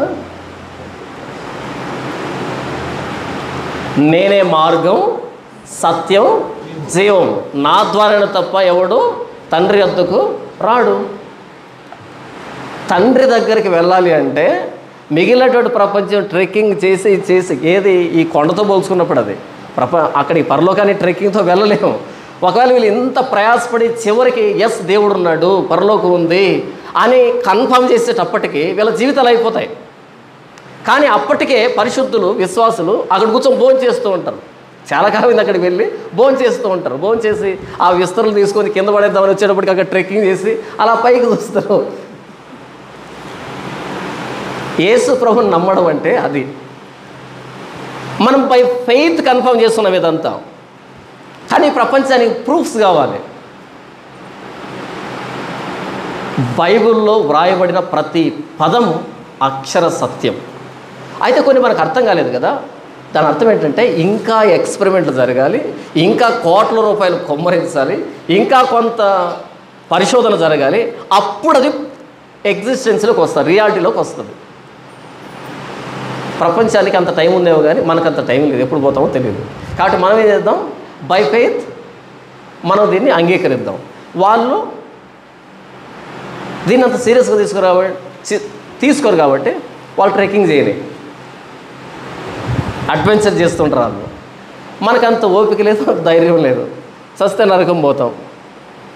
దేవుడు చెప్పాడు, మనం నమ్ముతున్నాం. మనది విశ్వాసం. చాలామంది ఏమంటారు అంటే, ఎవరు అడిగారు ఈ మధ్యనే, బ్రదర్ సైన్స్ ఏం చెప్తుందంటే సృష్టి పుట్టి ఈ ప్రపంచ నిర్మాణం జరిగి ఇప్పటికీ 6.5 బిలియన్ ఇయర్స్ అవుతుందంట కదా అని అన్నాడు. నేను అన్నాను, ఏం ఎక్స్పెరిమెంట్ చేశారు, ఎవరు చేశారు, ఏం ఎక్స్పెరిమెంట్ చేశారు, ఎలాంటి మెథడ్స్ ఫాలో అయ్యారు, ఏ ప్రొసీజర్ ఫాలో అయ్యారు, ఎలా వాళ్ళు ఆ ఇన్ఫరెన్స్కి వచ్చారు, కంక్లూజన్కి వచ్చారు అని అంటే తెలియదు. సైన్స్కి ఎవిడెన్స్ కావాలి, ప్రూఫ్ కావాలి. ఫెయిత్కి ఎవిడెన్స్ వద్దు. ఫెయిత్ అంటే ఏంటంటే ఎవిడెన్స్ అడగదు, అది కనపడదు. ఫెయిత్ అనేది కనబడేదానికోసం మనం విశ్వసించాల్సిన లేదు. అదృశ్యమైనవి ఉన్నవి అన్నట్టుకు రుజువు ఫెయిత్ అంటే. ఈరోజు చాలామంది సైన్స్ ఇలా చెప్పింది అలా చెప్పింది అంటారు. వాళ్ళకి మీరు సమాధానం చెప్పకండి. ఎవరైనా మీ దగ్గరకు వచ్చి భూమి ఇలా పుట్టిందంట కదా, అలా పుట్టిందంట కదా, సైన్స్ ఇలా చెప్పింది అలా చెప్పింది అనగానే మీరు వాళ్ళకి సమాధానం చెప్పకండి. ఏం చెప్తారు? తిరిగి క్వశ్చన్స్ వేయండి. వాడు మాట్లాడిన మాట మీద వాడికి గ్రిప్ లేదని వాడికి ప్రూవ్ చేయండి, సరిపోతుంది. ఇంకెక్కువసేపు ఉండడు. ఎగ్జాంపుల్కి సృష్టి పుట్టి 6.5 బిలియన్ ఇయర్స్ అంట కదా, బైబిల్లో మాత్రం 6000 సంవత్సరాల ముందంట కదా అని అన్నాడు ఒకడు. అక్కడ ఎలా ఉంది? అలా లేదు బైబిల్లో అసలు అని చెప్పకండి. అన్నారనుకోండి, మరలా రెండో క్వశ్చన్ వేస్తాడు. దాన్ని చెప్పారు, మూడో క్వశ్చన్ వేస్తాడు. ఇది కంటిన్యూస్గా డిబేట్ జరుగుతూనే ఉంటుంది. మీరు ఎప్పుడు సమాధానం చెప్పకండి. ఏం చేస్తారు? వాడి క్వశ్చన్కి 6 క్వశ్చన్లు యాడ్ చేయండి. 6.5 బిలియన్ ఇయర్సా? ఎవరు చెప్పారు? నంబర్ 1. నంబర్ 2 ఎలా చెప్పారు? నంబర్ 3 ఏ ఎక్స్పెరిమెంట్ అది? నంబర్ 4 ఏ ప్రొసీజర్ అది? నంబర్ 5 దాంట్లో వచ్చిన రిజల్ట్స్ ఏంటి? నంబర్ 6 ఎవరు దాన్ని కన్ఫర్మ్ చేశారు? జీవితంలో మీతో మాట్లాడితే నాకు ఫోన్ చేయండి. సైన్స్ ఇలా చెప్పింది అలా చెప్పింది అనే వాళ్ళకి సైన్స్ తెలియదు. ఆరాకొరా మాటలు విని మీ దగ్గరకు వచ్చుంటారు అంతే. సైన్స్ ఇలా చెప్పిందంటే వాడికి సైన్స్ తెలియదు. నేను సైన్స్ టీచర్ని, అందుకు అంత కాన్ఫిడెన్స్గా చెప్తున్నాను. వాడికి తెలియదు సైన్స్ అంటే ఏంటో. మీరు ఎప్పుడు క్వశ్చన్కి సమాధానం చెప్పకండి, క్వశ్చన్కి క్వశ్చన్లు యాడ్ చేయండి. ఇది మనం తప్పించుకునే మెథడ్ కాదు ఇది. మీరు ఎప్పుడైనా ఏదైనా ట్రాన్సాక్షన్ చేస్తున్నారనుకో, అది పుసుకమని ట్రాన్సాక్షన్ చేయదు. ఒక ఓటీపీ పంపిస్తుంది, ఇది ఎంటర్ చేయి, కరెక్ట్గా ఎంటర్ చేస్తే అప్పుడు ట్రాన్సాక్షన్ చేస్తూ ఉంటుంది అది. అవునా? ఎందుకని? ఎందుకు? నువ్వేనా కాదా అని కన్ఫర్మేషన్ దానికి. మనం ఏదైనా పని చేస్తున్నావు, అదేం చేస్తుంది కంప్యూటర్, ఏదో నువ్వేనా కాదా. సో నువ్వైతే ఇది నీ నెంబర్కి ఓటీపీ వస్తుంది, మరలా ఇక్కడ ఎంటర్ చేయి. ఎంటర్ చేసిన తర్వాత నువ్వే, నాకు అర్థమైంది, ఇప్పుడు తీసుకో అంటుంది అది కదా. మనం కూడా సేమ్ ప్యాటర్న్ ఫాలో అవుదాం. ఎవడైనా మనలో ప్రశ్న అడిగినప్పుడు ఫస్ట్ వీడికి సైన్స్ పట్ల ఎంత అవగాహన ఉంది, ఓటీపీలు పంపిద్దాం. కాకపోతే మనం 6 పంపిద్దాం. కంప్యూటర్ ఒక్క ఓటీపీ పంపిస్తే మనం ఏం పంపిద్దాం? 6 పంపిద్దాం. 6 కనుక కూడా ఆన్సర్ కరెక్ట్గా చేస్తే ఓకే, వీడికి సైన్స్ తెలుసు, ఇప్పుడు మనం సైన్స్లో అప్రోచ్ కావచ్చు, ఇప్పుడు స్టార్ట్ చేయండి ఆన్సర్. ఎస్కేప్ అయ్యే మార్గం చెప్పట్లే. వాడికి ఏం తెలియదని ఫస్ట్ వాడికి అర్థం కావాలి. చాలామంది తెలియదు. అడిగేవాడికి చెప్పేవాడు లోకువా అని ఒక సామెత. నువ్వు చెప్తూ పోయేవనుకో వాడు అడుగుతూనే ఉంటాడు. చెప్పకు, తిరిగి అడుగు. యేసు దగ్గరకు వచ్చి నువ్వు ఏ అధికారం వల్ల ఈ కార్యాలు చేస్తున్నావు అని అడిగారు. అప్పుడు యేసు ఏమనాలి? సమాధానం చెప్పాలి. ఆయన అంటాడు, నేను మిమ్మల్ని ఒక ప్రశ్న అడుగుతాను, దానికి చెప్తే దీనికి చెప్తాను. అడుగు. బాప్తిసం ఇచ్చి యోహాను బాప్తిసం పరలోకం నుంచి కలిగిందా, భూమి మీద నుంచి కలిగిందా? అరే, పరలోకం నుంచి అన్నావా, మరి మీరు ఎందుకు తీసుకోలేదు అంటాడు. మనుషుల దగ్గర నుంచి అన్నావా, వీళ్ళందరూ రాళ్ళతో కొడతారు బాప్తిసం తీస్తున్నాను. మాకు తెలియదు. యేసు అన్నాడు, నేను కూడా చెప్పను. అయిపోయిందా? Debate close.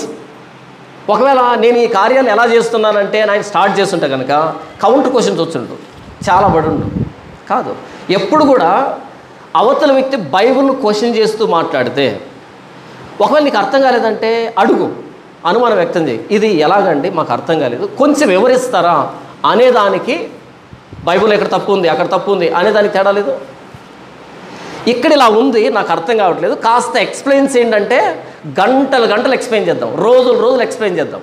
ఎందుకంటే వాడు సందేహంతో వచ్చాడు, తెలుసుకోవాలని వచ్చాడు. అలా కాకుండా బైబిల్లో అలా తప్పు ఇలా తప్పు అన్నాడు అనుకో, వాడు నేర్చుకోవడానికి రాలే, మనల్ని వెక్కిరించడానికి వచ్చాడు, బైబిల్ను తప్పు పట్టడానికి వచ్చాడు. అప్పుడు వాడిని ఏం చేయాలి? మనం ర్యాగింగ్ చేయాలి, నిలవబెట్టి ర్యాగింగ్ చేయాలి. నీకేం తెలియదు అనే దగ్గర నిలవబెట్టాలి. సందేహపడితే కనికరం చూపెడతాం, అవమానించడానికి ప్రయత్నం చేస్తే ర్యాగింగ్ చేసి పంపిస్తాం.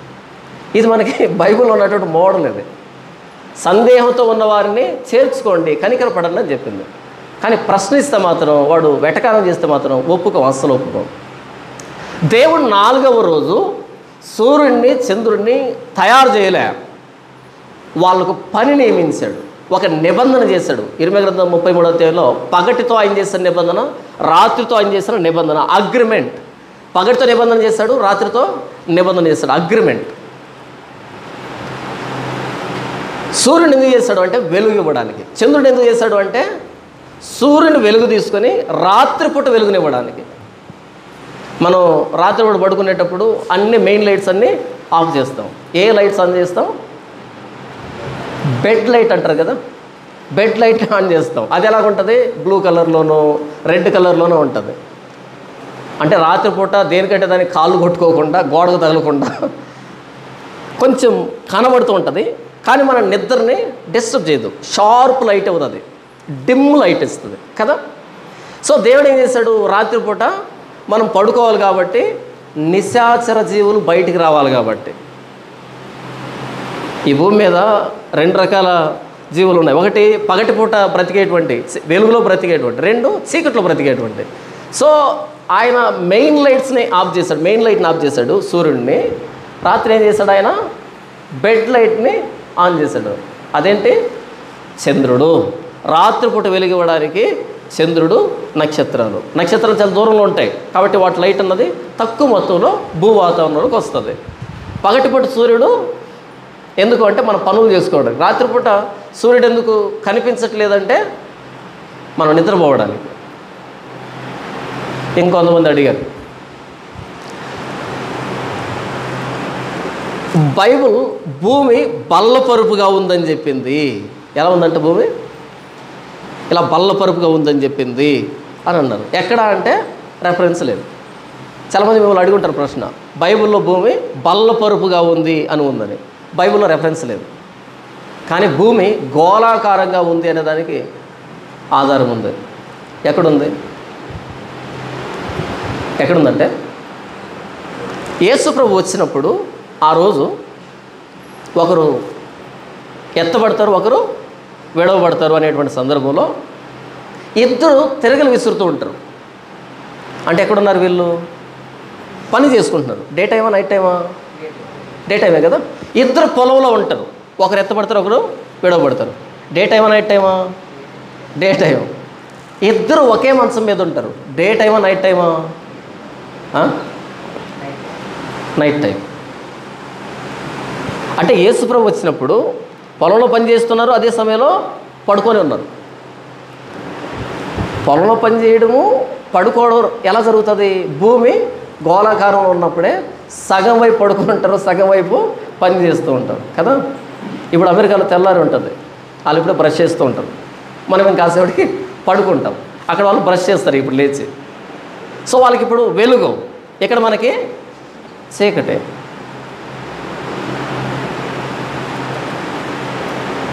మనకు కనిపించట్లే, ఏది అమెరికా కనిపించట్లే, కానీ అక్కడ వెలుతురు ఉంది.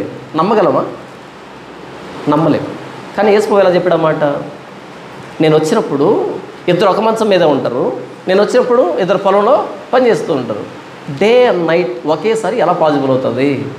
భూమి గోళాకారంగా ఉంటేనే పాసిబుల్ అవుతుంది. పగటిని రాత్రిని వేరుపరిచాడు అంటే ఎలా సపరేట్ చేస్తాడు ఆయన? బల్లపరుపుగా ఉంటే పగలొక వైపు రాత్రి ఒకవైపు ఎలా పాసిబుల్ అవుతుంది? పాసిబుల్ కాదు. భూమి గోళాకారంగా ఉన్నప్పుడే పగలొక వైపు ఉంటే రాత్రి ఇంకో వైపు ఉంటుంది. చాలా స్పష్టంగా చెప్పింది బైబిల్. ఇది భౌతికమైన సూర్యుడు, భూమి మీద భౌతికమైన వెలుగు ఇవ్వడానికి చేయబడినటువంటి సూర్యుడు. ఇప్పుడు ఇంకో సూర్యుడిని గురించి మనం మాట్లాడుకుందాం. కీర్తనల గ్రంథము 19వ కీర్తన. ఇక్కడ ఇంకో సూర్యుని గురించి ఆయన చెప్తున్నాడు చూడండి. 19వ కీర్తన మొదటి వచనం నుంచి, ఆకాశములు దేవుని మహిమను వివరించుతున్నవి, అంతరిక్షం ఆయన చేతి పనిని ప్రచురపరుచున్నది. పగటికి పగలు బోధ చేయుచున్నది, రాత్రికి రాత్రి జ్ఞానం తెలుపుచున్నది. వాటికి భాష లేదు, మాటలు లేవు, వాటి స్వరం వినపడదు, వాటి కొలనులు భూమి అందంతటా వ్యాపించి ఉన్నది. లోక దిగంతముల వరకు వాటి ప్రకటనలు బయలు వెలుచున్నవి. ఆయన వాటిలో సూర్యునికి గుడారం వేసను. అతడు తన అంతఃపురములో నుండి బయలుదేరు పెళ్లి కుమారుని వలె ఉన్నాడు. సూర్యుడు పరిగెత్త ఉల్లసించినట్లు తన పథమునందు పరుగెత్తను ఉల్లసించుతున్నాడు. అతడు ఆకాశమున ఈ దిక్కు నుండి బయలుదేరి ఆ దిక్కు వరకు దాని చుట్టూ తిరిగి వచ్చుతున్నాడు. అతని వేడిమికి మరుగైనది ఏది లేదు. ఈ 5 వచనాలు 6 వచనాలు ఏం చెప్తున్నాడు అంటే సూర్యుడి గురించి చెప్తున్నాడు ఆయన. అతని వేడిమికి మరుగైనది ఏది లేదు.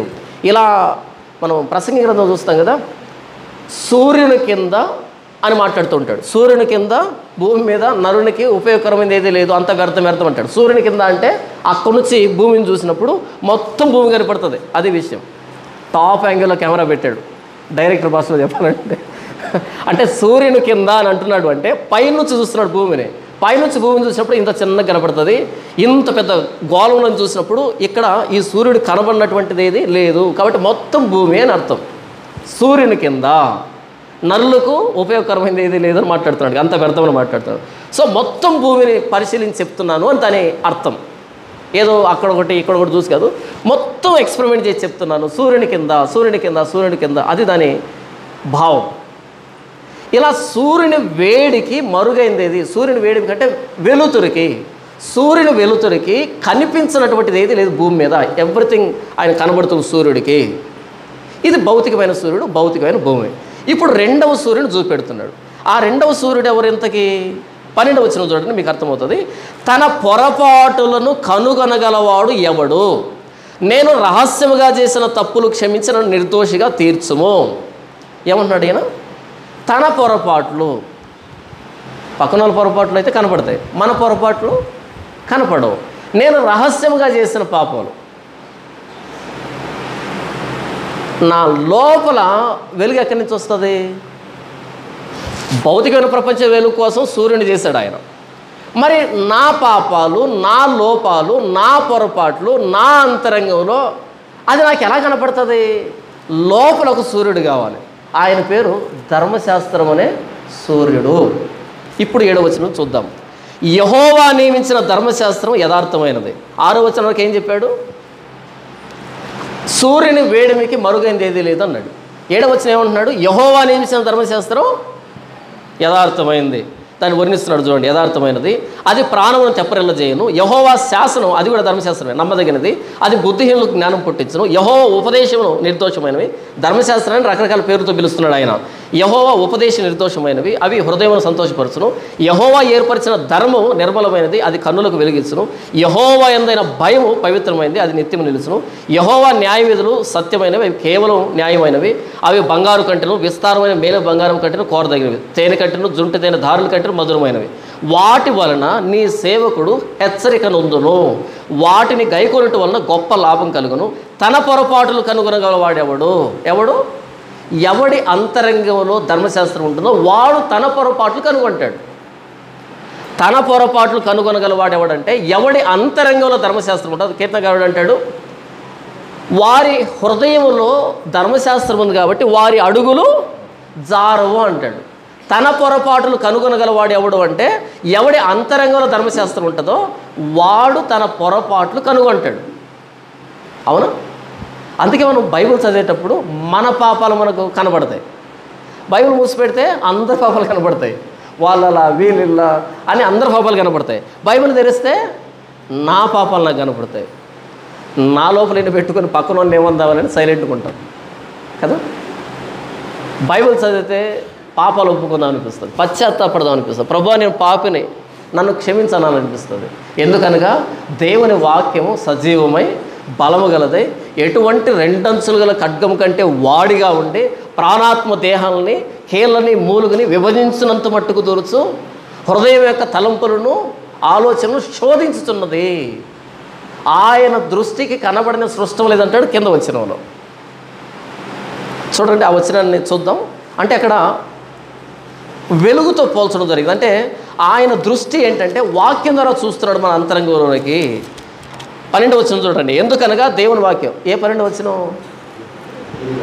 హెబ్రీయులకు రాసిన పత్రిక 4వ అధ్యాయము 12వ వచనం. ఓకే.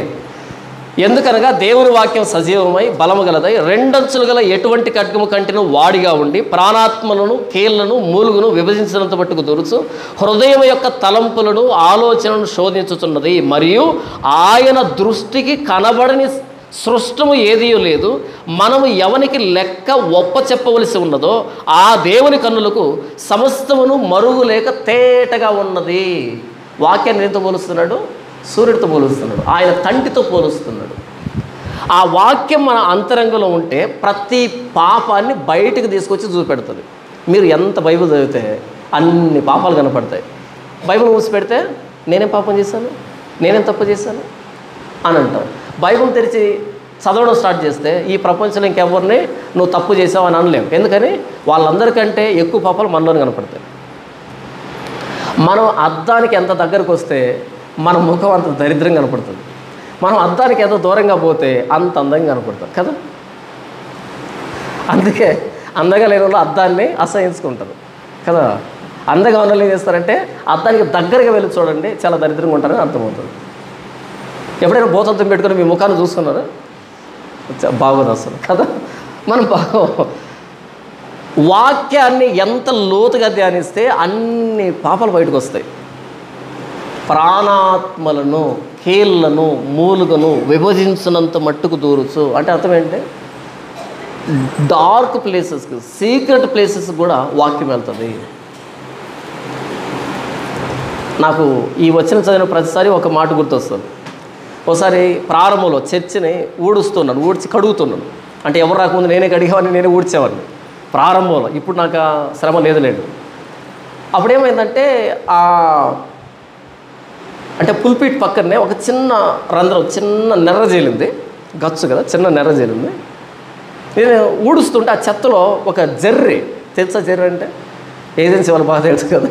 ఒక జర్రి ఒకటి అలా జరజర జారుకుంటూ ఆ నెర్రలోకి వెళ్ళిపోయింది. నేను ఆ పుల్పిట్ మీద నిలబడి వాక్యం చెప్పాలి, అక్కడనే వ్యక్తులు కూర్చోవాలి. అది లోపలికి వెళ్తే నేను ఎలా నిలబడాలి, వాళ్ళు ఎలా కూర్చోవాలి, ఏమో మధ్యలో బయటకు వస్తుందేమో, మనసంతా దాని మీదనే ఉంటుంది కదా. వాళ్ళకి తెలియపోయినా సరే మనసంతా అక్కడే ఉంటుంది. వస్తుందేమో నేను ఇక్కడ చూడలేను, అక్కడే చూడాల్సి వస్తుంది. ఆలోచించాలి, అది బయటికి ఎలా వస్తుంది? పోలీసులాగా మైక్ తీసుకొని మీరు బయటకు వస్తారు లేదా అని అరవాలను. ఏం చేస్తే వస్తుంది అది? చాలాసేపు ఆలోచించి ఒక ఆలోచన వచ్చింది. వెళ్ళి జగ్గుతో నీళ్ళు తీసుకొచ్చి అలా నిదానంగా వదులుతున్నాను. అక్కడ నిలవబడి నిదానంగా వదులుతున్నాను. ఒకవైపు చీపురు తిరిగేసి పట్టుకొని, ఒకవైపు ఇలా పట్టుకొని పోస్తున్నాను. వాటికి నీళ్ళంటే పడదు, తేళ్ళకి, జర్లకి, వీటికి నీళ్ళంటే నచ్చదు. అలా పోస్తూ ఉంటే కాసేపటికి జరజర బయటకు వచ్చింది. అంతే, కీర్తి చేసినగా మిగిలిపోయింది. నేనేం చెప్తున్నా మీకు, ఎక్కడో లోపలికి వెళ్ళిపోయింది అది. నెర్రలో నుంచి ఎలా వచ్చింది బయటికి? నీళ్ళు పోస్తే వచ్చింది. వాక్యాన్ని చదవడం స్టార్ట్ చేశాను అనుకో, ఎక్కడో అంతర్లీనంగా ఉంటుంది పాపం ఒకటే, అది బయటకు వస్తుంది. వాక్యం చదవడం ప్రారంభించామనుకో, ఎక్కడో అంతర్లీనంగా ఉండిపోయి ఉంటుంది, మనకు తెలియదు, గుర్తుండదు, అది పట్టించుకోదాన్ని, అది బయటకు వస్తుంది. రాకపోతే బైబిల్ చదవడం వేస్ట్. ఇప్పుడు బైబిల్ ఎలా చదువుతున్నారు? ఒక హైలైటర్ కొనుక్కుంటారు, ఏది స్కెచ్ పెన్ లాగా ఉంటుంది, ఉన్నాయి మీ దగ్గర? ఒక స్కెచ్ పెన్ కొనుక్కుంటారు. ఎక్కడ అండర్లైన్ చేస్తారు దాన్ని? యెహోవా నిన్ను ఆశీర్వదించును, దీవించును, నిశ్చయముగా నిన్ను ఆశీర్వదిస్తాను, నీవు దీవించబడతావు. ఇవే కదా మన అండర్లైన్లన్నీ. అలా చేయకండి. ఆశీర్వదించే డిపార్ట్మెంట్ ఆయనది కదా. మనం అండర్లైన్ చేస్తే ఆశీర్వదించడం, అండర్లైన్ చేయకపోయినా ఆశీర్వదిస్తాడు ఆయన. ఎందుకంటే ఆయన గుర్తుంటుంది, మనకు గుర్తు లేకపోయినా సరే. మనం ఏం చేయాలి? మనల్ని ఏం చేయమన్నాడో అక్కడ అండర్లైన్ చేసుకుంటే మంచిది. అండర్లైన్ ఎక్కడ చేస్తాం? ఆయన డిపార్ట్మెంట్కి. మన డిపార్ట్మెంట్ని గాలికి వదిలిపెట్టేస్తాం. కాదు, వాక్యం చదవడం ప్రారంభమైతే ఆయన కంటికి కనబడని సృష్టం అంటూ ఏది లేదంటే వాక్యం ద్వారా ఆయన మన అంతరంగంలో తొంగి చూస్తున్నాడు. సూర్యుని వేడిమికి మరుగైంది ఏది లేదు, అలాగే వాక్యానికి మరుగైంది ఏది నా జీవితంలో, నా అంతరంగంలో లేదు, నీ అంతరంగంలో కూడా లేదు. వాక్యాన్ని చదవడం ప్రారంభించు. ప్రతి పాపం స్పష్టంగా ఈ జెర్రి లాంటి హానికరమైనటువంటివి బయటకు వచ్చేస్తాయి నీళ్ళు పోస్తూ ఉంటే. వాక్యం అనే ఉదక స్నానం అని రాయబడింది. వాక్యాన్ని నీళ్ళతో పోల్చడం జరిగింది కదా. అలా పోస్తూ ఉన్నాడు అంతరంగంలో. లోపల ఎక్కడో ఉన్నటువంటి దాక్కుని ఉన్నటువంటి రహస్యమైన పాపాలు, హానికరమైన పాపాలు అన్నీ ఒక్కొక్కటిగా జలజలా బయటకు వస్తూ ఉంటాయి. ఆయన పాదాల దగ్గర పెట్టాడు, ప్రభువా పాపిని క్షమించను. నంబర్ 1, భౌతికమైన సూర్యుని ఆయన ఎందుకు ఏర్పాటు చేశాడు అంటే భూమి మీద వెలుగు ఇవ్వడానికి. భూమి మీద వెలుగు లేకపోతే బ్రతుకుతామా? బ్రతకలేవు. నంబర్ 2, వాక్యాన్ని ఎందుకు ఇచ్చాడంట? అంతరంగంలో వెలుగు ఇవ్వడానికి. దీని గురించి అపోస్తలుడైన పేతురు అద్భుతమైనటువంటి మాట మాట్లాడతాడు. పేతురు రాసిన మొదటి పత్రిక, మొదటి పత్రికనా 2వ పత్రిక మొదటి అధ్యాయం. పేతురు రాసిన 2వ పత్రిక మొదటి అధ్యాయము 19వ వచనం. మరియు ఇంతకంటే స్థిరమైన ప్రవచన వాక్యం మనకున్నది. తెల్లవారి వేకువ చుక్క మీ హృదయంలో ఉదయించు వరకు, అంటే పగలయ్యేంత వరకు. తెల్లవారి వేకువ చుక్క మీ హృదయంలో ఉదయించు వరకు ఆ వాక్యము చీకటి గల చోటున వెలుగిచ్చు దీపమైనట్టున్నది. తెల్లవారి వేకువ చుక్క మీకు కనబడేంత వరకు, అంటే గుడ్డి చుక్క అంటామే తెలుసా? వేకువ చుక్క అంటే తెల్లవారింది అనే దానికి అది కనపడుతుంది అన్నమాట. తెల్లవారి మీరు స్పష్టంగా పనులు చేసుకునేంతవరకు. ఎందుకంటే పగటి పూట పాపాలు చేయడం తక్కువ.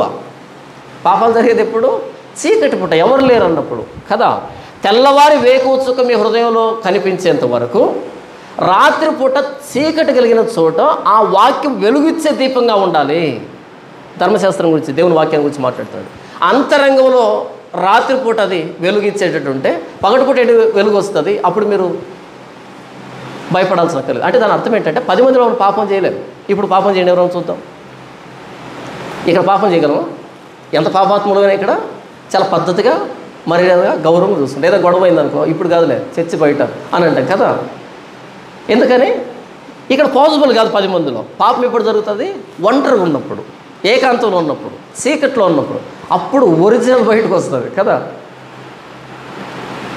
తెల్లవారి వేకువ చుక్క మీ హృదయంలో ఉదయించేంత వరకు ఆ వాక్యము చీకటి గల చోటున, అంటే అంతరంగంలో చీకటి గల చోటున వెలుగిచ్చు దీపమైనట్టున్నది. ఆ వాక్యమును మీరు లక్ష్యం ఉంచితే మీకు మేలు. వాక్యాన్ని రెండవ సూర్యుడితో, అంతరంగంలో ఉదయించే సూర్యుడితో పోలుస్తున్నాడు. మొదటి సూర్యుడు ఆయన ఎందుకు చేశాడు? భూమి మీద వెలుగు ఇవ్వడానికి. ఈ అంతరంగంలో సూర్యుడు, ధర్మశాస్త్రం అనే సూర్యుడు, దేవుడు వాక్యం అనే సూర్యుడు ఎందుకు చేశాడు? అంతరంగంలో వెలుగిచ్చేదానికి.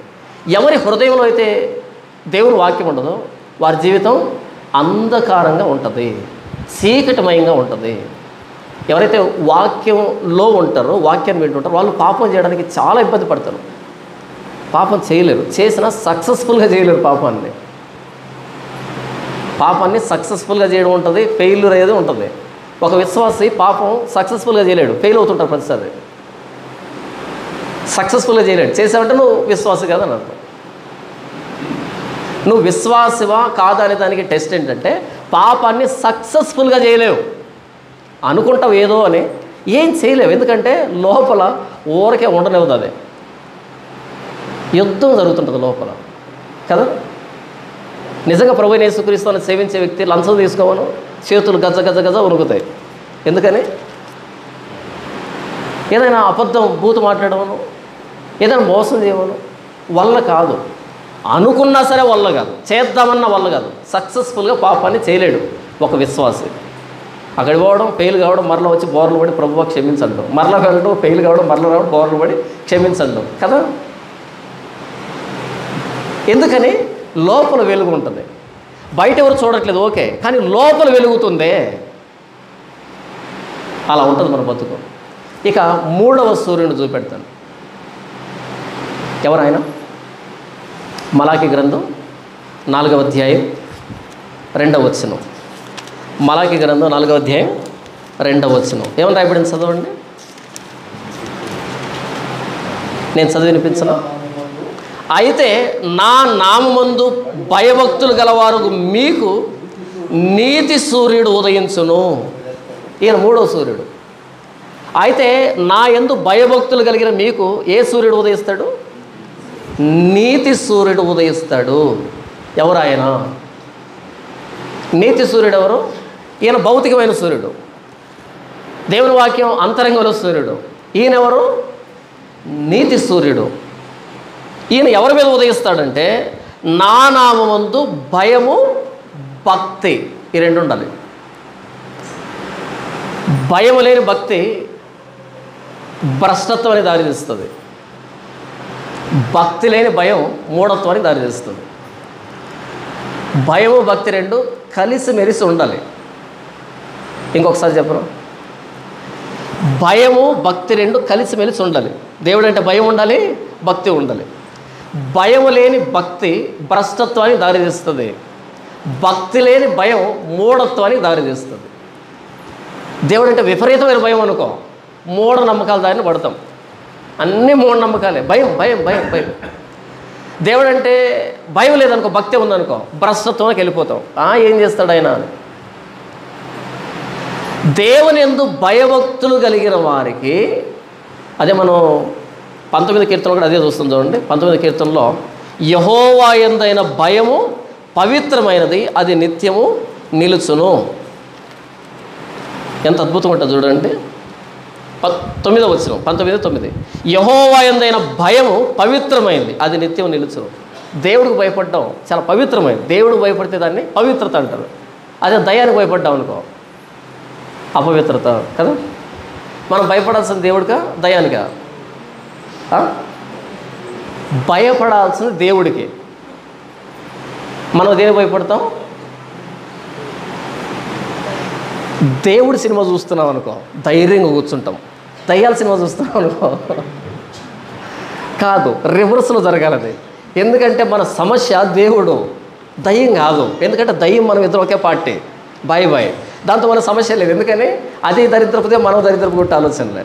ఇద్దరు పాపాత్ములే కదా, ఇద్దరు తిరుగుబాటు చేసే వాళ్ళే. కాబట్టి మనకి ఏముండదు. ఈయన పరిశుద్ధుడు, అది వచ్చిన సమస్య. కానీ ఆయన పరిశుద్ధుని చూస్తున్నప్పుడు మనం చాలా ధైర్యంగా ఉంటాం, ఏం కాదులే అని.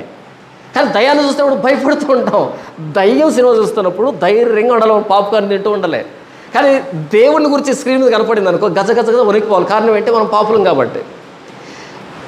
ప్రవక్త అయిన యెషయాకి దేవుడు కనిపించాడు ఆ సింహాసనం మీద 6వ అధ్యాయంలో. సైన్యములకు అధిపతిని యెహోవా పరిశుద్ధుడు పరిశుద్ధుడు పరిశుద్ధుడని గాన ప్రతిగానాలు చేస్తుంటే ఈయన గజ గజ గజ వణికిపోతున్నాడు. అయ్యో, నేను నశించితిని, రాజును సైన్యములకు అధిపతిని యెహోవాను నేను కన్నులారా చూచితిని, నేను అపవిత్రమైన పెదవులు గల వాడును, అపవిత్రమైన పెదవులు గల జనుల మధ్య నివసించేవాడును, నేను నశించితనని కేకలేస్తాడు ఆయన. అయ్యో అని. ఒరిజినల్గా ఇది రెస్పాన్స్ మనకు రావాల్సి ఉంది. ఆయన పరిశుద్ధుడు, మనం అపవిత్రులమే. దయ్యము పరిశుద్ధమైందా?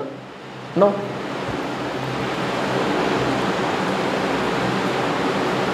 నేనేం చెప్తున్నాను ఇంతకీ?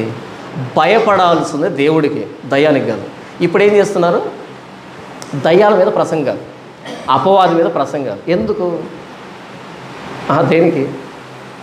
దయ్యాల మీద విపరీతమైన ప్రసంగాలు. ఎవరు రాయిస్తున్నారు మీకు ఆ ప్రసంగాలన్నీ? దయ్యమే రాయిస్తుందేమో. మనం అర్థం చేసుకోవాల్సింది దేవుణ్ణి. మనకు ఎదురుగా ఉన్న 2000 దయ్యాలు కనిపించకపోయినా వాటికి యేసుప్రభు కనపడతాడు. పరుగు పరుగున వెళ్ళి ప్రపాతం నుంచి సముద్రంలో పడి ఊపిరి తిరక్క చచ్చను. కానీ వీళ్ళకి తెలియదు అందులో దయ్యాలు ఉన్నాయని. శిష్యులకు తెలియదు అందులో దయ్యాలు ఉన్నాయి, ఎన్ని వేల దయ్యాలు ఉన్నాయి తెలియదు వీళ్ళకి. అవి పరిగెత్తుకుంటూ వెళ్ళి పడి చస్తే అప్పుడు అర్థమైంది, అమ్మో ఇన్ని వేల దయ్యాలా. ఎవరు చూసి పరిగెత్తాయి అవి? యేసుప్రభుని చూసి పరిగెత్తాయి. మనకు అర్థం కావాల్సింది మన పక్కన ఉన్న ఆయన, ఎదురుగా ఉన్న దయ్యాలు కాదు. ఈయనెవరు అర్థమైతే చాలు. ఈయనకు అవి భయపడతాయి. స్కెవా అనేటువంటి యాజకుడు ఉన్నాడంటే 7 మంది కొడుకులు అంట. వీళ్ళు ఏం పని చేస్తున్నారు? ఈయన యాజకుడు, కానీ వీళ్ళు ఏం చేస్తారు? ధర్మశాస్త్రం బోధించట్లే, మంత్రోచ్చారణ, మంత్రాలు వల్లిస్తున్నారంట. ఎందుకంటే బాగా పాపులర్ బిజినెస్ ఆ రోజుల్లో అది. ఒక దయ్యం దగ్గరికి వెళ్ళారు, పౌలు ప్రకటించే యేసు నామము తోడు అన్నారు వాళ్ళు. ఆ దయ్యం ఏముంది? కాదురా, నాకు యేసుప్రభు తెలుసు, పౌలు తెలుసు, మీరెవరు ఇంతకి అని అంది చాలా కూల్గా. నాకు యేసుప్రభు తెలుసు, పౌలు తెలుసు, మీరెవరు ఇంతకి అని వాడిని ఒకరిని పట్టుకొని లొంగ తీసి వాడిని వస్త్రాలు ఊడిపోయేదా కొట్టిందంట. దయ్యాలకు యేసుప్రభు తెలుసు, మనకు తెలియాల్సిన అక్కర్లేదు. మీరెవరో దయ్యానికి తెలుసు, నువ్వు యేసుప్రభు నమ్ముకున్నావు కదా అని. నేనెవరో తెలుసు వాటికి, అవి కనపడకపోవచ్చు నాకు, బట్ నేనెవరో తెలుసు. నాకు పౌలు తెలుసు, యేసుప్రభు తెలుసు, మీరెవరు? మన ప్రసంగాలు దయ్యం మీద కాదు, దేవుడి మీద. దేవుడు ఎంతో భయం భక్తి పుట్టేటట్టుగా. దేవుడు అర్థమైతే దయ్యం మనకు అర్థం కావాల్సిన అక్కర్లే. మీరు దేవుడికి లోబడండి, అప్పుడు అపవాదిని మీ కాళ్ళ కింద మీరు చితకదొప్పచ్చు కదా. దేవుడికి లోబడకుండా అపవాది మీద ప్రసంగాలు. ప్రతి గురువారం అంధకార శక్తుల విడుదల కొరకు ప్రత్యేకమైన ప్రార్థనలు. ఎక్కడి నుంచి వచ్చింది ఈ టైటిల్ నాకు తెలియకడుతాము. ఎన్ని రోజులు ప్రార్థన చేస్తే వచ్చింది మీకు ఈ టైటిల్? ప్రతి శుక్రవారం అంటే అంధకార శక్తుల విడుదల కోసం అంతే. ఇక శుక్రవారం ఎవరు వస్తారు? అన్ని దయ్యాలు చర్చిలోకి వచ్చేది. సరే, ఈ శుక్రవారం పోతే ఆ దయ్యాలు మరలా శుక్రవారం ఎందుకు రావడం? కొత్త దయ్యాలు రావాలి కదా. మరలా పాత దయ్యాలే వస్తాయి ఆ రోజు కూడా. అంటే పోలేదా? పోలే. మరలా వచ్చే శుక్రవారం కూడా సేమ్ దయ్యాలే వస్తాయి. మరి టైటిల్ అన్న కొట్టే, లేకపోతే ఈ చర్చనమా అని. ఏంటిది? ప్రతి శుక్రవారం ప్రసంగం దేవుడి మీద, భయము భక్తి దేవుడి మీద. దేవుడు మనలోకి వస్తే దయ్యాలు వెళ్ళిపోతాయి. నా యందు భయభక్తులు గలవారు మీకు నీతి సూర్యుడు ఉదయిస్తాడు, అతని రెక్కలు ఆరోగ్యాన్ని కలుగజేయను, కనుక మీరు బయలుదేరి క్రొవ్విన దూడలు గంతులు వేయనట్లు గంతులు వేయుదురు. మూడవ సూర్యుడు నీతి సూర్యుడు. ఆయన ఎవరు? యోహాను సువార్త 8వ అధ్యాయం 12వ వచనంలో ప్రభువైన యేసుక్రీస్తు నిలబడి ఆయన మాట్లాడుతున్న మాట చూడండి, అద్భుతమైన మాట. మరలా యేసు, నేను లోకమునకు వెలుగును, నన్ను వెంబడించేవాడు చీకట్లో నడవక జీవపు వెలుగు కలిగి ఉండనని వారితో చెప్పాను. యేసు నిలబడి మాట్లాడతాడు, నేను లోకానికి వెలుగుని, I'm the light of the world అన్నాడు. ప్రపంచానికి వెలుగు ఎవరు? సూర్యుడు. యేసు నిలబడి ఏం చెప్తున్నాడు? I am the light of the world. నేను ఈ అంధకార ప్రపంచానికి, ఈ పాప ప్రపంచానికి, ఈ పతనమైన ప్రపంచానికి సూర్యుడిని, నీతి సూర్యుడిని. ఫిజికల్ లైట్ కాదు ఇది, స్పిరిచువల్ లైట్ ఇది. నా లైట్ ఎవరి మీద అయితే పడుతుందో వాళ్ళు హీల్ అవుతారు, స్వస్థత పొందుతారు కదా. దీని గురించి యోహాను 1వ అధ్యాయంలో ఆయన ఏం మాట్లాడుతున్నాడు చూడండి. 1వ అధ్యాయం 1వ వచనం నుంచి, ఆది యందు వాక్యం ఉండెను, వాక్యం దేవుని యొద్ద ఉండెను, వాక్యము దేవుడై ఉండెను, ఆయన ఆది యందు దేవుని యొద్ద ఉండెను, సమస్తమును ఆయన మూలముగా కలిగెను, కలిగి ఉన్నది ఏదియో ఆయన లేకుండా కలగలేదు, ఆయనలో జీవము ఉండెను, ఆ జీవము మనుషులకు వెలుగై ఉండెను. ఆయన సూర్యుడు, నీతి సూర్యుడు. దీని గురించి చెప్పొస్తున్నాడని పౌలు కొరింథీయులకు రాసిన 2వ పత్రిక 4వ అధ్యాయంలో ముగించేస్తాను. యేసు ప్రభుని గురించి, ఆయన స్వార్థను గురించి మాట్లాడితే ఏమని మాట్లాడుతున్నాడు అంటే చూడండి, 4వ వచనం నుంచి 3వ వచనం నుంచి, మా సువార్త మరుగు చేయబడిన ఎడల నశించుచున్న వారి విషయంలోనే మరుగు చేయబడి ఉన్నది, దేవుని స్వరూపి ఉన్న క్రీస్తు మహిమను కనబరుచు సువార్త ప్రకాశము వారికి ప్రకాశింపకూడ నిమిత్తము ఈ యుగ సంబంధమైన దేవత అవిశ్వాసులైన వారి మనోనేత్రములకు గుడ్డితనము కలుగు చేశాను. సువార్త ఏమంటున్నాడు? ఆయన మహిమ, సువార్త, ప్రకాశము. సూర్యుడితో పోలుస్తున్నాడు. ఆయన సువార్తని సూర్యుడి నుంచి వచ్చేటువంటి వెలుగుతో పోలుస్తున్నాడు. ఆ ప్రకాశము అవిశ్వాసులకి కనబడకుండా ఈ యుగ సంబంధమైన దేవత వారి మనోనేత్రాలకి గుడ్డితనం కలిగేశాడు. సూర్యుడు ప్రకాశిస్తున్నాడు మిట్ట మధ్యాహ్నం 12 గంటలప్పుడు, బగబగ మండిపోతున్నాడు. కానీ నాకు ఎవరైనా చేయడ్డ పెట్టారు, ఇలా కళ్ళు మూసి పెట్టారనుకో, దాగుడు మూతలు పెడతాం, ఇలా మూసి పెడతాం, సూర్యుడు కనపడతాడా? కనపడ్డావు. ఎందుకు? సూర్యుడు లేడా? ఉన్నాడు. మరి కనిపించట్లేదంటే అపవాది వచ్చి దాగుడు మూతలు మూసిపెట్టాడంటే ఎవరికి? అవిశ్వాసులైన వారి మనోనేత్రాలకి అంధకారం కలుగు చేశాడు అని 5వ వచనం చూడండి. అంధకారములో నుండి వెలుగు ప్రకాశించునుగా అని పలికిన దేవుడే తన మహిమను గూర్చిన జ్ఞానము యేసుక్రీస్తునందు వెల్లడిపరచుటకు మా హృదయములలో ప్రకాశించెను. ప్రభువైన యేసుక్రీస్తు సువార్త అంటే స్పిరిచువల్ లైట్, నీతి వెలుగు, ఆధ్యాత్మికమైన వెలుగు. ఈ అంధకారంలో ఉన్న ప్రపంచంలో ఆ ఆధ్యాత్మికమైన వెలుగు ప్రకాశించడం సువార్త అంటే. సువార్త అంటే మత ప్రచారం కాదు. సువార్త అంటే మత ప్రచారం కాదు, పరలోకపు వెలుగు, జీవపు వెలుగు, ప్రభువైన యేసుక్రీస్తు వారి వెలుగు. ఆ వెలుగు ఎవరి మీద అయితే ప్రకాశిస్తుందో వారికి ఆరోగ్యం కలుగుతుంది. ఏ ఆరోగ్యం? ప్రతి వాడును నడినేత్రి వ్యాధి కలిగి ఉన్నాడు, అరికాలు మొదలుకొని తల వరకు ఎక్కడ స్వస్థత కొంచెమైనా లేదు. ఎక్కడ చూసిన దెబ్బలు, గాయములు, పచ్చిపుండ్లు, అవి కట్టబడలేదు, పెండబడలేదు, తైలంతో మెత్తన చేయబడలేదు. ప్రతి ఒక్కరివి స్వస్థత లేకుండా రోగగ్రస్తులవి. అతని రెక్కలు ఆరోగ్యాన్ని కలుగజేస్తాయి. ప్రభువైన యేసుక్రీస్తు వారి చేతుల్లో మేకులు కొట్టించుకున్నాడు. అతని రెక్కలు ఆరోగ్యం కలుగజేస్తాయి. అతడు పొందిన దెబ్బల చేత మనకు స్వస్థత కలుగుతున్నది. ఎవరి జీవితంలోకి అయితే ప్రభువైన యేసుక్రీస్తు వారి సువార్త ప్రకాశం మన మీద పడుతుందో, వారి మీద ప్రకాశిస్తుందో, వారి జీవితానికి వెలుగు వస్తుంది, వారి జీవితానికి స్వస్థత వస్తుంది. ఆదికాండం 1వ అధ్యాయం 14 నుంచి భౌతికమైనటువంటి సూర్యుడు. కీర్తన గ్రంథం 19వ అధ్యాయం 7వ వచనం నుంచి అంతరంగంలో సూర్యుడు, ధర్మశాస్త్రం అనే సూర్యుడు. మలాకి గ్రంథం 4వ అధ్యాయం 2వ వచనం నుంచి నీతి సూర్యుడు, ఆయన ప్రభువైన యేసుక్రీస్తు.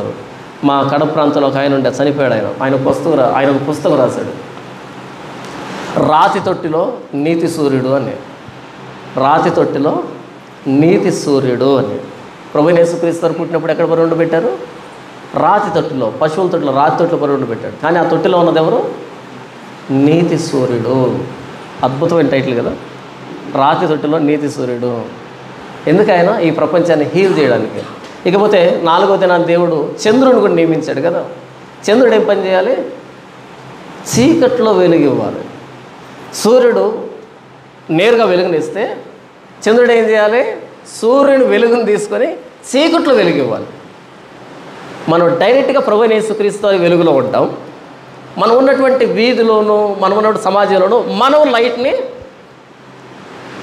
ఎమిట్ చేస్తాం, ప్రసరింపజేస్తాం.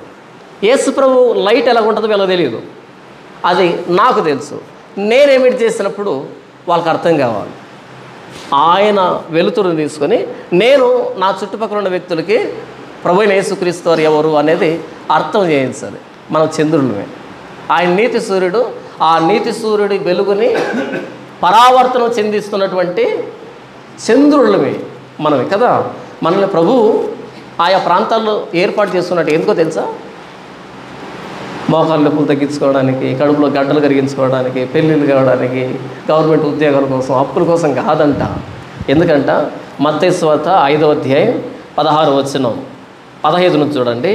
మనుషులు దీపం వెలిగించి కొంచెం కింద పెట్టరు, కానీ అది ఇంట ఉండి వారందరికీ వెలుగిచ్చుటకై దీపస్తంభం మీదనే పెట్టుదురు.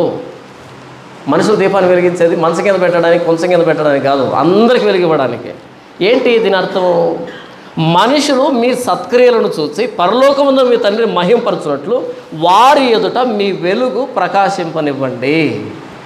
మనుషులు మీ సత్క్రియలు చూసి పరలోకమందున మీ తండ్రిని మహింపరిచేటట్టుగా వారి ఎదుట మీ మహిమను ప్రకాశింపనివ్వండి. మనం చంద్రులమే. ఆయన నీతి సూర్యుడు, మనం చంద్రులమే. మన ఇంటిలోను, మన సమాజంలోను, మన వీధిలోను, మన చుట్టుపక్కల, మన ఆఫీసుల్లో, మనం ఎక్కడెక్కడ ఉంటాం అక్కడల్లా కూడా ఆ పరలోకపు వెలుగు మన ద్వారా రిఫ్లెక్ట్ అవ్వాలి వాళ్ళ మీద. అందుకు దేవుడు మనల్ని ఏర్పాటు చేస్తున్నాడు. అపోస్తలుడైన పౌలు సువార్తని ప్రకాశంతో పోల్చాడు. ఎందుకని? అది పరలోకం నుంచి వచ్చిన వెలుగు మన మీద పడి రిఫ్లెక్ట్ అవుతుంది. ఎందుకంటే మనం ఆయన దగ్గరికి వచ్చాం, ఆయన వెలుగులోకి వచ్చాం కాబట్టి మన మీద పడి అది మిగతా వాళ్ళకి రిఫ్లెక్ట్ కావాలి. ఇది మత ప్రచారం కాదు. ఇది ఇప్పుడు ప్రసంగాన్ని తీసుకుని వెళ్ళి ఎవరికైనా చూపించి ఇది మత ప్రచారమేమో అడగండి. ఇంతవరకు నేను చెప్పింది మత ప్రచారం అంటారా? అనలేరు. కానీ మీరు చెప్పేదాన్ని అంటారా మత ప్రచారం అని? ఖచ్చితంగా అంటారు. ఎందుకని? మీరేం చెప్తారు? యేసుప్రభువుని నమ్ముకోండి, మీ అప్పులు పోతాయని చెప్తారు. అదేనా మీరు చెప్పేది? యేసుప్రభువుని చెప్పాల్సింది ఇలా. యేసుప్రభువు గురించి మాట్లాడితే అవతల వ్యక్తి కౌంటర్ ఆర్గ్యుమెంట్ రైజ్ చేయకూడదు. దానికి లేఖనాలు చదవండి, సిద్ధపడండి. ప్రభువైన యేసుక్రీస్తు వారి సువార్త ప్రకాశం మన చుట్టుపక్కల మన ద్వారా రిఫ్లెక్ట్ అవ్వాలి, పరావర్తనం చెందాలి. మనం ఆయన వెలుగులో ఉంటే ఖచ్చితంగా ఆ వెలుగు ఇతరులకి ప్రకాశింపజేస్తాం. చర్చ్ తన పనిని మరిచిపోయింది. దేవుడు సూర్యుడికి చంద్రుడికి పని నియమించాడు. ఎందుకంట? కాలాలని, సమయాలని, రోజుల్ని, సంవత్సరాలని తెలియజేయడానికి. ఈరోజు చర్చ్ తన పనిని మర్చిపోయింది. ఒక క్రైస్తవుడు తన పనిని మర్చిపోయాడు, ఒక సేవకుడు తన పనిని మర్చిపోయాడు. మనం ఏం పని చేయాలో మనకు తెలియదు, ఎలా యేసుప్రభు దగ్గరికి పిలవాలో తెలియదు, ఎలా యేసుప్రభుని ప్రకటించాలో తెలియదు. బైబిల్లో రాయబడిన మాటల ప్రకారం యేసుప్రభు ప్రకటించబడాలి. సొంత మాటలతో కదా ప్రకటించాల్సి ఉంది. ఇది మత ప్రచారం కాదు, ఇది పరలోకపు వెలుగు.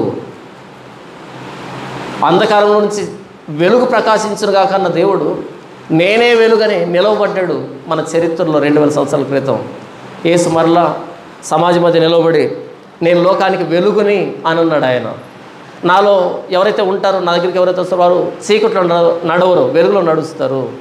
కాబట్టి ఈ ప్రభువైన యేసుక్రీస్తు సువార్త ప్రకాశాన్ని మనం సమాజానికి ప్రసరింప చేయాలి, మత ప్రచారంలాగా కాదు. ఇదే నిజం అని నిర్ధారణ చేస్తూ, ఒప్పిస్తూ అలా ప్రచారం చేయాలి. 4వ రోజు ఏం జరిగింది? సూర్యుడిని చంద్రుడిని ఆర్గనైజ్ చేశాడు.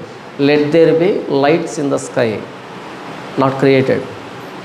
క్రియేట్ చేయబడలే, ఆర్గనైజ్ చేశాడు. ప్రభువైన యేసుక్రీస్తు నీతి సూర్యుడు. ఆ నీతి సూర్యుడు వెలుగు మన మీద పడింది. ఎంత మట్టుకు స్వస్థత వచ్చింది? ఇంకా ఏమైనా పాపపు గాయాలు మనలో ఉన్నాయా? మరొకసారి ప్రభువైన యేసుక్రీస్తు పాదాల చెంత మనం పరీక్షించుకుందాం. ఈ పరలోకపు వెలుగు, నీతి వెలుగు మన సమాజంలో మన నుంచి ఎంత మట్టుకు ప్రసరింప చేయబడింది? మరొకసారి మన బాధ్యతను జ్ఞాపకాన్ని తెచ్చుకుందాం.